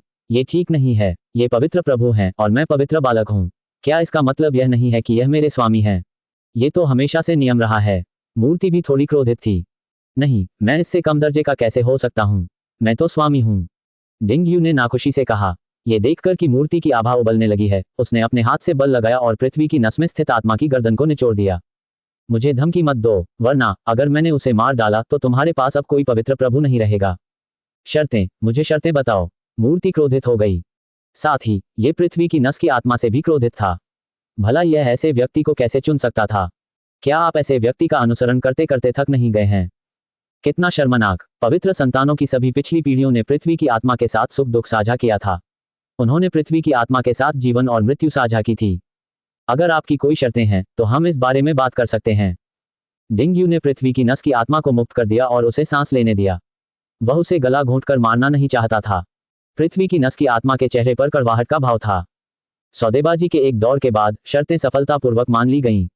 डिंगयू को पृथ्वी आत्मा तलवार दाव की विरासत और एक शक्तिशाली तलवार दाव प्राप्त हुई। वह मूर्ति को वहीं छोड़कर अपने निवास स्थान पर लौट गया। धरती की नस की आत्मा ने कहा, तुमने मेरा गला बहुत जोर से घोंट दिया। 30% बहुत कम है, मुझे 40% चाहिए। 35%, इससे ज्यादा नहीं। धरती की नस की आत्मा ने मन ही मन शाप दिया। उसका स्वामी बहुत ही दुष्ट था। चू जुबान अवाक रह गया। डिंगयू वास्तव में भाग्य का पुत्र था, लेकिन उसका हृदय बहुत ही दुष्ट था।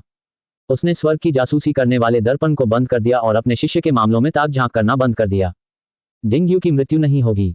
उन्होंने पुरस्कार प्रणाली की जांच की। पृथ्वी सृजन शास्त्र में पृथ्वी को नियंत्रित करने की शक्ति है। यह महान दाव पर भूमि खोलकर अपना स्वयं का क्षेत्र बना सकता है। पृथ्वी निर्माण संबंधी ग्रंथ का विवरण पढ़ने के बाद चू जुबान को सुखद आश्चर्य हुआ। यह एक अनमोल खजाना था। ग्रेट दाव पर भूमि खोलने में सक्षम होने का क्या अर्थ था? इसका मतलब यह था कि वह सीधे ग्रेट दाव पर अपना क्षेत्र खोल सकता था। चू जुबान को पुरस्कार प्राप्त हुआ। पृथ्वी सृजन ग्रंथ एक प्राचीन और सरल ग्रंथ था जो एक प्राचीन और गहन आभा बिखेरता था। किताब के कवर पर 3 शब्द थे जो प्राचीन मुहरों जैसे दिखते थे, जिनका अर्थ था भूमि खोलो। प्रत्येक पृष्ठ में पृथ्वी निर्माण की शक्ति निहित थी और यह भूमि के एक क्षेत्र को खोल सकता था। चू जुबान ने पृथ्वी सृजन ग्रंथ को हाथ में लिया और उसमें व्याप्त गहन ऊर्जा को महसूस किया। उसने एक पृष्ठ खोला, मानो उसकी आंखों के सामने जमीन का एक टुकड़ा प्रकट हो गया हो। उसने हाथ बढ़ाकर पन्ने को छुआ और पृथ्वी सृजन शक्ति की एक धारा पॉकेट आयाम में प्रवाहित हो गई। गड़गड़ाहट। पृथ्वी निर्माण की शक्ति में विस्फोट हुआ। पलक झपकते ही पॉकेट आयाम में दुनिया की सीमा पर एक नया क्षेत्र खुल गया। चू जुबान अवाक रह गई। पृथ्वी सृजन का ग्रंथ अत्यंत शक्तिशाली था। उन्हें इस बात में कोई संदेह नहीं था कि यदि वे आदिम अराजकता में होते तो वे निश्चित रूप से पृथ्वी सृजन शास्त्र की सहायता से एक महाद्वीप का निर्माण करने में सक्षम होते। ये वास्तव में एक सर्वोच्च खजाना था। चू जुबान को तो यह भी संदेह था कि पृथ्वी सृजन शास्त्र अराजकता घंटी से कमतर नहीं था। वह भविष्य में पृथ्वी सृजन शास्त्र का उपयोग करके महान दाव में प्रवेश करने में सक्षम होगा, जब वह उत्पत्ति दाव क्रिस्टल के माध्यम से महान दाव में प्रवेश कर सकेगा। यदि कोई दाव स्तर का साधक संयोगवश भी महान दाव में प्रवेश कर जाए तो वह वहां अधिक समय तक नहीं रह पाएगा। कुछ समय बाद महान दाव उसे निष्कासित कर देगा। लेकिन पृथ्वी सृजन शास्त्र के साथ स्थिति अलग होगी। चू जुबान महान दाव पर अपनी पकड़ मजबूत कर पाएगा। उस आधार के साथ वह लंबे समय तक महान दाव पर बने रहने में सक्षम होगा। वह अपनी दिव्य आत्मा को विभाजित करके उसके उस भाग को अनंत काल तक महान दाव पर विलीन रख सकता था। तब वह निरंतर महान दाव को समझ सकता था और अपने दाव सिद्धांतों का पोषण एवं पूर्णता कर सकता था। उनकी दिव्य आत्मा का वह हिस्सा ओरिजिन दाव क्रिस्टल के माध्यम से उनके मुख्य शरीर से जुड़ा हो सकता था और वे किसी भी समय अपनी चेतना को उसमें स्थानांतरित करने में सक्षम होंगे। ये बिल्कुल वैसा ही था जैसे उन्होंने स्वयं महान दाव की यात्रा की थी। पृथ्वी सृजन शास्त्र की शक्ति को समझने के बाद चू जुबान ने महान दाव पर अपनी भविष्य की साधना के बारे में सोचना शुरू कर दिया। दाव स्तर की साधना के लिए लगभग कोई शॉर्टकट नहीं था। अपनी सहज बोध क्षमता के अलावा उन्हें दाव ऊर्जा को आत्मसात करने और अपने दाव सिद्धांतों को पोषित करने के लिए समय की भी आवश्यकता थी। अपने दाव सिद्धांतों का पोषण और उन्हें परिपूर्ण करने के बाद व्यक्ति अंततः दावयुवान क्षेत्र तक पहुंच जाएगा। इस प्रक्रिया के दौरान चाहे कोई व्यक्ति कितना भी प्रतिभाशाली क्यों न हो, उसे लगातार महान दाव को समझना होगा। साथ ही उसे अपने दाव सिद्धांतों को पोषित करने के लिए एक लंबा समय चाहिए होगा। चू जुबान ने असंख्य अभिसरण दाव तकनीक और अराजकता अविनाशी शरीर का अभ्यास किया था। दाव आभा को अवशोषित करने की उसकी गति इतनी तीव्र थी कि वह साधारण दाव स्तर के साधकों को भी पीछे छोड़ देता था। फिर भी अगर वह अपनी साधना के स्तर को तेजी से बढ़ाना चाहता है तो उसे संचय की एक लंबी अवधि की आवश्यकता होगी। चू जुबान फिलहाल यह अनुमान लगाने में असमर्थ था कि उसे दाव क्षेत्र के पहले स्तर से दाव क्षेत्र के दूसरे स्तर तक पहुंचने में कितना समय लगेगा। उनके पास गहन ज्ञान की कोई कमी नहीं थी और उनके लिए अपने दाव सिद्धांतों को पूर्ण रूप से समझना अपेक्षाकृत आसान था। हालांकि उन्हें अपने दाव सिद्धांतों को विकसित करने में समय लगेगा। इसके अलावा चू जुबान जिस दाव मार्ग को खोलना चाहता था वह सच्चे महान दाव में से एक था। इसके लिए कठिनाई और भी अधिक थी और उसे और भी अधिक दाव सिद्धांतों में महारत हासिल करने की आवश्यकता थी। यदि वह महान दाव पर कायम रह सके तो उसकी साधना में बहुत तेजी से वृद्धि होगी। दाव के अधिक सिद्धांतों को समझ पाना और महान दाव मार्ग के एक छोटे संस्करण को खोल पाना भी बहुत आसान होगा। ये कहा जा सकता है कि पृथ्वी सृजन संबंधी धर्मग्रंथ के प्रकट होने से चू जुबान की एक समस्या का समाधान हो गया था। चू जुबान ने पृथ्वी सृजन शास्त्र को अपनी दिव्य आत्मा में समाहित कर लिया और अराजकता की घंटी के साथ मिलकर उसका पोषण किया। वह डेंग्यू अभी भी कड़ी मेहनत कर रहा था। अपने पहले शिष्य से यही उम्मीद थी, उसने चू जुबान के लिए इतना बहुमूल्य पुरस्कार हासिल कर लिया था। जैसा कि उम्मीद थी, भाग्य की संतान को बाहर स्वतंत्र रूप से घूमने की अनुमति दी जानी चाहिए। तभी सिस्टम के रिवॉर्ड को ट्रिगर करने की संभावना अधिक होगी। चू जुबान को वांग लुओ, दानव बुद्धा और हु तियान्या के प्रदर्शन का बेसब्री से इंतजार होने लगा। जियाओ लियांग को भी अधिक मेहनत करनी पड़ी। जब से वह चू जुबान का शिष्य बना था, तब से उसने सिस्टम के पुरस्कार को सक्रिय नहीं किया था।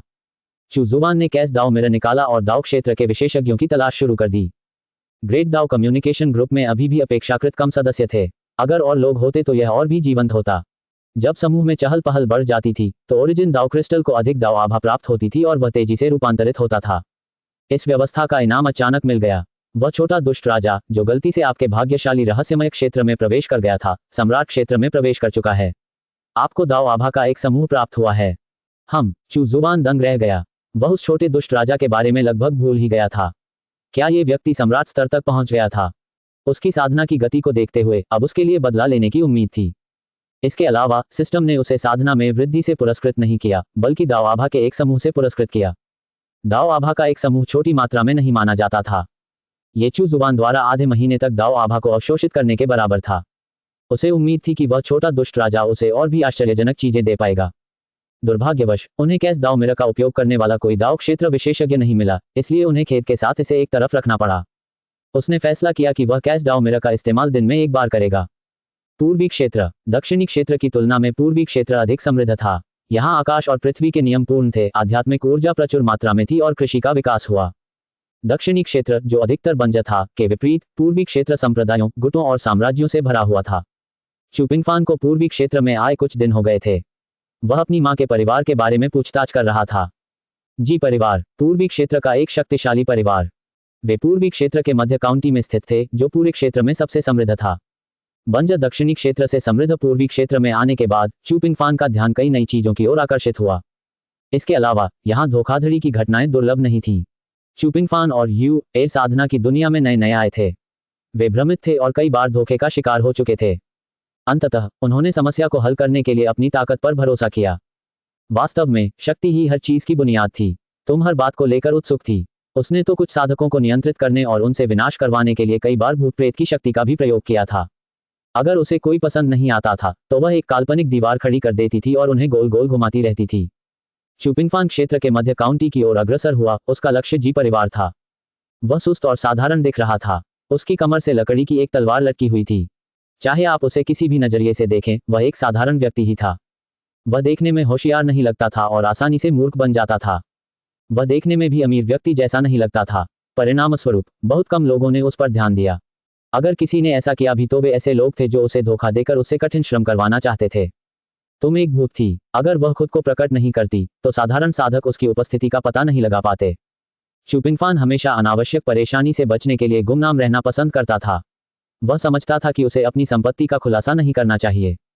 उसने ध्यान आकर्षित न करने की पूरी कोशिश की। हालांकि अगर वह गुमनाम भी रहता, तब भी ऐसे लोग हमेशा मौजूद रहते जो उसे निशाना बनाते। अरे, ये लड़का तो बेवकूफ और ताकतवर लग रहा है। ये तो आसान निशाना होना चाहिए। जब चू पिंगफान एक छोटे शहर से गुजर रहा था, तो कुछ बदमाशों ने उसे निशाना बनाया। वे मात्र नश्वर मनुष्य थे, लेकिन उनके कपड़ों को देखकर लगता था कि वे संभवतः किसी गुट से संबंधित थे। चू पिंगफान के चेहरे के भाव गंभीर हो गए। वह इतने शांत स्वभाव का रहा था, फिर भी अंततः मुसीबत को न्योता दे बैठा। क्या ऐसा हो सकता है कि उसका चेहरा जन्म से ही ऐसा था जिसे आसानी से धमकाया जा सकता था?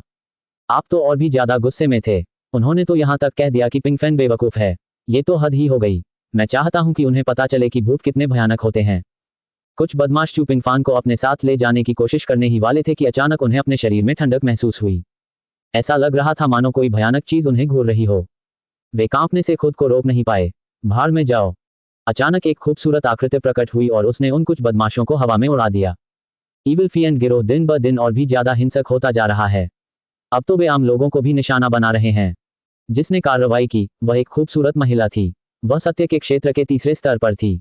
चू पिंगफान एक पल के लिए स्तब्ध रह गया। उसने उस युवती को देखा और उसे समझ नहीं आ रहा था कि उसे धन्यवाद देना चाहिए या नहीं। आखिरकार दूसरे पक्ष ने तो दयालुतावश ही उसकी मदद की थी। हालांकि उसे उसकी मदद की जरूरत नहीं थी। तो वह दुविधा में था। इस स्थिति में क्या उसे धन्यवाद देना चाहिए या नहीं? अरे बेवकूफ, मैंने तुम्हें बचाया है, क्या तुम्हें मुझे धन्यवाद नहीं कहना चाहिए? यू बेई ने ताली बजाई। जब उसने स्तब्ध चू पिंगफान को देखा तो वह थोड़ी नाखुश हुई। लेकिन जब उसने चू पिंगफान का सरल और ईमानदार चेहरा देखा तो उसने हिसाब किताब न करने का फैसला किया। उसने हाथ हिलाकर कहा, छोड़ो, मैं तुम्हारे साथ हिसाब किताब नहीं करूंगी। चू पिंगफान बेहद गुस्से में थी। तुम ही बेवकूफ हो। हे, अब भी यकीन नहीं हुआ। मानो या ना मानो, मैं तुम्हें तब तक मारूंगा जब तक तुम्हारा सिर सुअर की तरह फूल न जाए। यू बेई ने अपनी मुट्ठियां भींच लीं और धमकी दी। मुझे तुमसे कोई मतलब नहीं है। चू पिंगफान ने उसे नजरअंदाज कर दिया। बेवकूफ, तुम कितने कमजोर हो। क्या तुम्हें मौत से डर नहीं लगता? तुम इधर उधर भाग रहे हो। अरे बेवकूफ, तुम तो मेरी बात अनसुनी कर रहे हो। यू बेई ने अपना हाथ हिलाया और उसके हाथ में एक चाबुक प्रकट हो गया। उसने चाबुक उठाया, उसे कोड़े मारना चाहती थी लेकिन रुक गई। भूल जाओ, तुम तो बस एक साधारण इंसान हो। अगर मैं तुम्हें कोड़े मारूंगा तो तुम 2 टुकड़ों में बन जाओगे। तब तुम्हें बचाना व्यर्थ ही होगा। जैसे ही वह मुड़कर जाने वाली थी, उसे अचानक चू पिंगफान के बगल में एक गुस्से वाली महिला की आवाज सुनाई दी। तुम ही बेवकूफ हो। इससे पहले कि वह कुछ प्रतिक्रिया कर पाती, उसने महसूस किया कि उसका पूरा शरीर ठंडा पड़ गया है। ऐसा लगा जैसे कोई चीज उसके शरीर में प्रवेश कर गई हो। फिर उसने अपने शरीर पर नियंत्रण खो दिया। यू बेई को गहरा सदमा लगा। उसकी आंखें चौड़ी हो गईं। वह मदद मांगना चाहती थी लेकिन एक शब्द भी नहीं बोल सकी। हालांकि उसका दिमाग बिल्कुल साफ था। उसने अपने शरीर को देखा जो उत्साह में चू पिंगफान की ओर दौड़ पड़ा। उसने हाथ बढ़ाकर उस डमी का हाथ भी पकड़ लिया। चू पिंगफैन ने अपना हाथ छुड़ा लिया और यू एल को घूरते हुए कहा, मजाक करना बंद करो। यू बेई ये देखकर भयभीत हो गई कि उसने बोलने के लिए अपना मुंह खोल दिया था। उसका एक हाथ उसकी छाती पर था, मानो वह अपनी कमीज के बटन खोलने वाली हो। उसके मुंह से निकले शब्दों ने उसे और भी ज्यादा भयभीत कर दिया। फैन, क्या तुम उसका शरीर देखना चाहते हो? क्यों ना मैं उसके कपड़े उतार दूं और तुम्हें उसे निहारने दूं? उसके चेहरे पर एक शैतानी मुस्कान थी। नहीं, नहीं, इसे सार्वजनिक रूप से मत करो। यू बेई बेहद भयभीत थी और उसका दिल जोर जोर से धड़क रहा था। वह मदद मांगना चाहती थी लेकिन वह ऐसा करने में असमर्थ थी। चू पिंगफान के चेहरे के भाव गंभीर हो गए। उसने अपना हाथ उठाया और यू एल के माथे पर उंगली मारना चाहा। लेकिन ये देखकर कि वह अब यू बेई के शरीर में है, वह अपना हाथ पीछे खींचने पर मजबूर हो गया। उसने नाराजगी से कहा, बकवास मत करो, मजाक करना बंद करो और उसके शरीर से बाहर निकलो। उसने तुम्हें बेवकूफ कहा। मैं उसे सजा देना चाहता हूँ। उसे 3 दिन के लिए अपना शरीर मुझे देना चाहिए। तुमने नाक से आवाज निकाली। फिर उसने यू बेई से पूछा, अरे तुम्हारा नाम क्या है? यू बेई को एहसास हुआ कि अब वह बोल सकती है। सबसे पहले वह मदद मांगना चाहती थी लेकिन उसे यह जानकर बहुत आश्चर्य हुआ कि जैसे ही वह मदद मांगने की कोशिश करती, वह तुरंत बोलने में असमर्थ हो जाती। ऐसा लग रहा था मानो उसके शरीर में मौजूद अज्ञात सत्ता उसके मन की बात पढ़ सकती हो। मैं यू बेई हूँ। मैं यू परिवार से हूँ। इस समय वह केवल यही आशा कर सकती थी कि अपने परिवार का नाम सामने लाकर वह दूसरे पक्ष को डरा सकती है। यू परिवार। चू पिंगफैन ने आश्चर्य से उसकी ओर देखा और कहा, क्या ये वही यू परिवार है जो पूर्वी क्षेत्र के 3 महान परिवारों में से एक है? जी हाँ, मैं यू परिवार की तीसरी छोटी बेटी यू बेई हूँ, यू बेई ने जल्दी से कहा। यू बेई ने अभी अपनी पहचान जाहिर ही की थी कि उसके शरीर में मौजूद अज्ञात शक्ति ने कहा, फैन, ये यू परिवार की छोटी मालकिन है। क्यों ना तुम इनके साथ सो जाओ। इस तरह तुम यू परिवार के आधे सदस्य बन जाओगे। ये सुनकर यू बेई बुरी तरह डर गई। चू पिंगफैन ने चिढ़कर कहा, तुम क्या सोच रहे हो? वह तो बस एक बुरी औरत है। मैं उस पर कैसे मोहित हो सकता हूँ?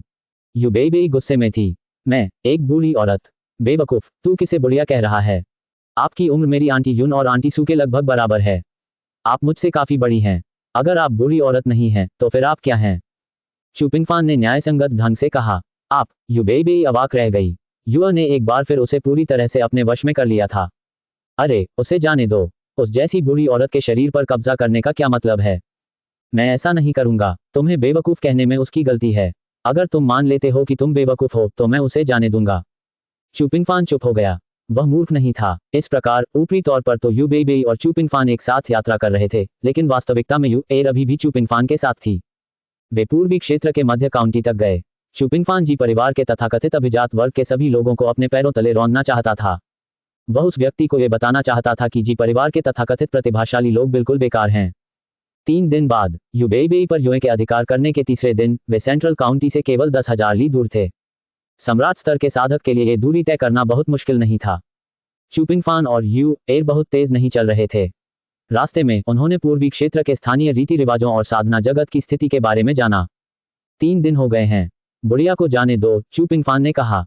यू बेई गुस्से से इतनी पागल हो गई थी कि मानो पागल ही हो जाएगी। ये बेवकूफ उसे बुढ़िया कह रहा था। ये बर्दाश्त से बाहर था।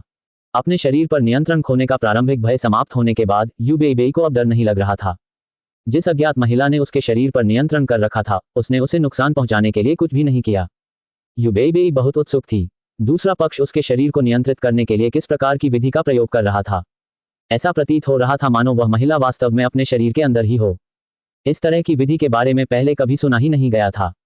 फैन, क्या तुम सचमुच उसके साथ नहीं सोओगे? उसकी उम्र भले ही बढ़ गई हो, लेकिन वह अब भी काफी खूबसूरत है। आपने यू बेई को नियंत्रित किया और एक मुद्रा बनाई। चारों ओर बेवकूफ बनाना बंद करो। ठीक इसी क्षण अचानक एक आवाज सुनाई दी। तुम्हारे परिवार की लड़की इस बूढ़े आदमी के साथ आओ। अचानक एक आकृति प्रकट हुई। इस व्यक्ति के चेहरे पर 2 टेढ़े मेढ़े निशान थे और उसने काला चोगा पहन रखा था। उससे बुराई की आभा निकल रही थी। वह सम्राट स्तर का 5वां साधक था। यू एर का आधा शरीर यू बेई के शरीर से बाहर आ गया। उसने काले वस्त्रधारी बूढ़े व्यक्ति की ओर देखा और कहा, फैन, क्या हमें उसे बचाना चाहिए? चुपिंगफैन ने कुछ देर सोचा और फिर कहा, पिछली बार उसने मक्खियों को भगाने में हमारी मदद की थी।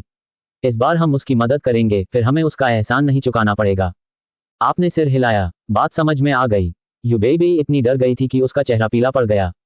होश में आने के बाद उसने मदद के लिए पुकार लगाई, दादी फैन आओ और मुझे बचाओ। हालांकि कोई जवाब नहीं मिला। यू परिवार की छोटी बच्ची, चिल्लाना बंद करो और आज्ञाकारी होकर आत्मसमर्पण करो।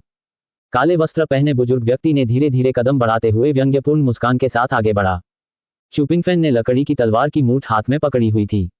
उसने काले वस्त्रधारी बुजुर्ग की ओर देखते हुए कहा, 13वें चाचा ने मुझे बताया था कि सभी मानसिक रूप से मंदबुद्धि खलनायक बहुत ज्यादा बोलने से मर जाते हैं। अगर तुम इतना बोलते रहे तो ज्यादा दिन नहीं जी पाओगे। काले वस्त्रधारी बुजुर्ग बेहद क्रोधित हो गए। यू बेई दंग रह गया। तुम सचमुच बेवकूफ हो। वह तो सम्राट स्तर का विशेषज्ञ है।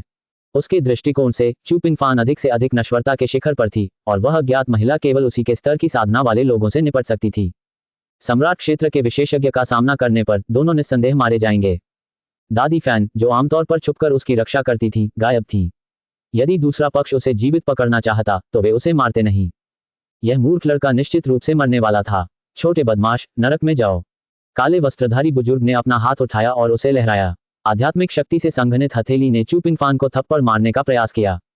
वह महज एक नश्वर प्राणी था और एक ही सांस में नष्ट हो सकता था। दरार, ऐसा लगा मानो एक भयानक तीव्र आभा ने संसार को झकझोर दिया हो। आध्यात्मिक शक्ति से बनी हथेली चकनाचूर हो गई। काले वस्त्रधारी बुजुर्ग की एक भुजा पूरी तरह से कट गई। कौन? काले वस्त्रधारी बुजुर्ग को बहुत बड़ा झटका लगा। चुपिंगफान ने लकड़ी की तलवार पकड़ी और यो एर की ओर देखा। क्या हमें उसे मार देना चाहिए? अगर हम उसे मार दें तो क्या कोई परेशानी होगी? मुझे परेशानी बिल्कुल पसंद नहीं है। उसे मार डालो। अगर हम उसे नहीं मारेंगे तो हमें हमेशा उसके बदले की चिंता सताती रहेगी। तब तो और भी ज्यादा परेशानी होगी। आपने एक पल सोचा और कहा, लाश को ठिकाने लगाकर और सबूतों को नष्ट करके हम मुसीबत से बच सकते हैं। मैं उसकी आत्मा को नियंत्रित करूंगा, उसे निकालूंगा और उसे आत्मा के पदार्थों में परिष्कृत करूंगा। यू बेई हक्का बक्का रह गई। वह चुपिंगफान और युए के बीच की बातचीत को निहारती रही। काले वस्त्रधारी बुजुर्ग भी एक पल के लिए स्तब्ध रह गए। फिर उन्हें एहसास हुआ कि कुछ गड़बड़ है और वे भागने के लिए मुड़ गए। फिर उसने देखा कि चुपिंगफान ने अपनी लकड़ी की तलवार उठाई और वार किया। अचानक एक भयानक आभा उत्पन्न हुई। उस तेज तलवार से बचना असंभव था। उसके पास केवल इतना ही समय था कि वह अपने भौतिक शरीर को त्याग दे और अपनी दिव्य आत्मा के साथ भाग जाए। हालांकि जैसे ही उसकी आत्मा मुक्त हुई, उसने महसूस किया कि उसकी पूरी दिव्य आत्मा ठंडी पड़ गई है। एक भयानक आभा ने उसे घेर लिया। इसके बाद एक अज्ञात भयावह ऊर्जा ने उनकी दिव्य आत्मा को घेर लिया। चेतना के अपने अंतिम क्षणों में उन्होंने अपनी दिव्य आत्मा को शुद्ध ऊर्जा में परिवर्तित होते देखा। काले वस्त्र पहने बूढ़े व्यक्ति के शव को देखकर चुपिंगफान ने एक गेंद फेंकी और शव के ऊपर से उड़ गई। वह गेंद पल भर में एक विशाल आग के गोले में बदल गई। भयानक लपटें तेजी से फैलीं और लाश को अपनी चपेट में लेकर उसे पल भर में राख में बदल दिया। इसके बाद आग का गोला पीछे हट गया और चुपिंगफान के हाथ में वापस आ गया। यू बेई पूरी तरह से स्तब्ध रह गई। एक सम्राट स्तर का विशेषज्ञ इतनी आसानी से हार गया। उसका शव पूरी तरह से नष्ट हो गया था। जिस तरह से वह चुपिंगफान को देखती थी, उसमें बदलाव आया। दूसरी ओर काले वस्त्रधारी बूढ़े व्यक्ति की दिव्य आत्मा पहले ही आत्मा के पदार्थों के एक पिंड में परिवर्तित हो चुकी थी। युवा ने खुद को प्रकट किया और चुपिंगफान के पक्ष में आ गई। क्या आप ये चाहते हैं? चुपिंगफैन ने अपना सिर हिलाया। आपने सीधे आत्मा के पदार्थों को निगल लिया और उन्हें परिष्कृत करना शुरू कर दिया। एक बार जब वह आत्मा सामग्री के इस ढेर को परिष्कृत कर लेगी तो उसकी साधना का स्तर कम से कम एक छोटे स्तर तक बढ़ जाएगा। यू बेई ने पहली बार यू एर का रूप देखा था। तुम एक दिव्य आत्मा हो। युवा का प्रेतवाधित शरीर वास्तव में एक दिव्य आत्मा से कई समानताएं रखता प्रतीत होता था। मैं एक भूत हूं, कोई दिव्य आत्मा नहीं। भूत। यू बेई दंग रह गई। उसने इस दुनिया में भूतों के बारे में कभी सुना ही नहीं था। तुमने उसकी अनदेखी की। चुपिंगफान के कंधे पर बैठते ही उसकी आकृति गायब हो गई। ठीक है, आपका संकट समाप्त हो गया है। अब आप जा सकते हैं। चुपिंगफैन ने हाथ हिलाते हुए कहा, अब हम एक दूसरे के ऋणी नहीं हैं। यू बेई को देखकर ऐसा लग रहा था मानो उसने कोई नया महाद्वीप खोज लिया हो। वह कैसे जा सकती थी? ऊपर से उसकी रक्षक दादी फैन गायब हो चुकी थी। वह तभी सुरक्षित रहेगी जब वह चुपिंगफान का अनुसरण करेगी। आपकी साधना का स्तर क्या है? आपकी उम्र कितनी है? इससे आपका कोई मतलब नहीं। आप सेंट्रल काउंटी क्यों जा रहे हैं? मैं इससे परिचित हूं, इसलिए मैं आपका मार्गदर्शन कर सकता हूं। यू बेई मूर्ख नहीं थी। चुपिंगफान उससे काफी छोटा होगा, तभी तो उसने उसे बुढ़िया कहा होगा। अगर वह किसी को मार सकता था तो उसे खुद भी सम्राट क्षेत्र का विशेषज्ञ होना चाहिए था। इतनी कम उम्र में सम्राट क्षेत्र का विशेषज्ञ होना अभूतपूर्व था। मैं जी परिवार को चुनौती दूंगा और उनके चेहरों को जमीन में रगड़ दूंगा। चुपिंगफान ने गर्व से कहा। वह समझ गई, उसे जी परिवार से द्वेष था। यू बेई ने अपनी छाती थपथपाते हुए कहा, भाई फैन, चिंता मत करो। मैं तुम्हारी जरूर मदद करूंगी। आप मेरी मदद कैसे करेंगे? मैं जी परिवार के अपने साथियों को खुलेआम चुनौती देने जा रहा हूं। मैं उन सभी को हराऊंगा और उन्हें जमीन पर पटक दूंगा। मैं जी परिवार की इज्जत लूट लूंगा। वह एक अच्छा विचार है। आप देख रहे हैं कल्टिवेशन मॉडल। अगर आपको हमारा कंटेंट पसंद आता है तो लाइक, शेयर और सब्सक्राइब जरूर करें। सेंट्रल काउंटी पूर्वी क्षेत्र के 3 महान परिवारों में से एक जी परिवार को चुनौती दिए जाने की खबर मध्य काउंटी में पहले ही फैल चुकी थी। वह दिखने में सीधा साधा और नीरस युवक अपनी पीठ पर लकड़ी की तलवार लटकाए हुए था। वह बेहद साधारण लग रहा था, लेकिन असल में उसने घमंड से कहा था कि जी परिवार में उसी पीढ़ी के लोगों में एक भी प्रतिभाशाली नहीं है और वे सब निकम्मे हैं। इसके बाद उन्होंने कहा, अगर तुम संतुष्ट नहीं हो तो चलो लड़ते हैं। उस सीधे सादे और नीरस युवक के पीछे वास्तव में यू परिवार की तीसरी युवती यू बेई का हाथ था। यह अखाड़ा जी परिवार के निवास के मुख्य प्रवेश द्वार के ठीक सामने बनाया गया था। यू बेई ने यू परिवार की सेना को भी जुटा लिया था और इस खबर को हर जगह फैला दिया था। अब सेंट्रल काउंटी में हर कोई इस मामले से वाकिफ था। सभी लोग हैरान थे, यू बेई ऐसा क्यों कर रही थी? क्या जी परिवार के किसी प्रतिभाशाली सदस्य ने उसे नाराज कर दिया था? यू बेई सिर्फ यू परिवार की अनमोल रत्न ही नहीं थी, वह पूर्वी क्षेत्र के नंबर 1 प्रतिभाशाली व्यक्ति लिंग बेयुन की मंगेतर भी थी। यू परिवार और लिंग परिवार के बीच शादी की सगाई हो गई थी। इस मामले में कुछ अजीब बात थी। चाहे पर्दे के पीछे कुछ भी चल रहा हो, जी परिवार चुपचाप बैठकर कुछ नहीं कर सकता था जब किसी ने उनके दरवाजे के सामने एक अखाड़ा खड़ा कर दिया। इसके अलावा वे बलवानों के बल पर कमजोरों को धमका नहीं सकते थे। अन्यथा क्या इससे ये साबित नहीं हो जाएगा कि जी परिवार की युवा पीढ़ी निकम्मी थी? जी परिवार के बुजुर्गों ने इस मामले को गंभीरता से नहीं लिया। उन्होंने इसे युवा पीढ़ी के सदस्यों के बीच एक मजाक मात्र समझा। हालांकि मामला उस तरह से आगे बढ़ा जिसकी उन्होंने उम्मीद नहीं की थी। पहले ही दिन जी परिवार के 30 वर्ष से कम आयु के सभी प्रतिभाशाली लोग कुचल दिए गए। एक के बाद एक मुक्कों से उन्हें तब तक पीटा गया जब तक कि वे अखाड़े के मंच पर बेहोश होकर नहीं गिर पड़े। सम्राट क्षेत्र का विशेषज्ञ। क्या वह सीधा सादा और साधारण दिखने वाला युवक वास्तव में सम्राट क्षेत्र का विशेषज्ञ था? यदि वे किसान थे तो 100 वर्ष से अधिक आयु के लोगों को भी युवा पीढ़ी का हिस्सा कहा जा सकता था। लेकिन उसे सम्राट के दायरे से नीचे वालों को धमकाने की क्या जरूरत थी? इस प्रकार जी परिवार के सम्राट क्षेत्र के प्रतिभाशाली लोगों ने अपनी चाल चली। प्रथम स्तर के सम्राट क्षेत्र को पराजित किया, द्वितीय स्तर के सम्राट क्षेत्र को पराजित किया, तीसरे स्तर के सम्राट क्षेत्र को भी इसी प्रकार पराजित किया गया। ऐसे में जी परिवार के उच्च अधिकारियों के पास इस मामले को गंभीरता से लेने के अलावा कोई विकल्प नहीं था। यह अब युवा पीढ़ी के सदस्यों के बीच का एक साधारण नाटक नहीं रह गया था। इस युवक ने सीधे तौर पर जी परिवार के गौरव पर हमला किया था और जी परिवार की गरिमा को कुचलना चाहता था। कुलपति जी ने सबसे पहले कुलपति यू को एक संदेश भेजा जिसमें उन्होंने यू परिवार के इरादों के बारे में पूछताछ की। अंत में कुलपति यू ने उत्तर दिया कि इस मामले का यू परिवार से कोई लेना देना नहीं है और यह केवल इसलिए था क्योंकि उस युवक ने उनकी बेटी की जान बचाई थी, इसलिए उन्होंने उस युवक की दयालुता का प्रतिफल दिया था। जी परिवार और उस युवक के बीच यही पुरानी दुश्मनी थी। चूंकि इसका यू परिवार से कोई लेना देना नहीं था, इसलिए जी परिवार को चिंता करने की कोई बात नहीं थी। हालांकि जी परिवार के प्रतिभाशाली लोगों को चुनौती देने वाले इस युवक की बात पूरे सेंट्रल काउंटी में फैल चुकी थी। इसके अलावा जी परिवार को लगातार हार का सामना करना पड़ा था। अगर इस समय पिछली पीढ़ी कोई कदम उठाती है तो निश्चित रूप से उनका उपहास उड़ाया जाएगा और उनकी युवा पीढ़ी को शर्म से सिर झुकाना पड़ेगा। पूर्वी क्षेत्र के 3 महान परिवारों में से एक होने के नाते जी परिवार अपनी प्रतिष्ठा का ख्याल रखता था।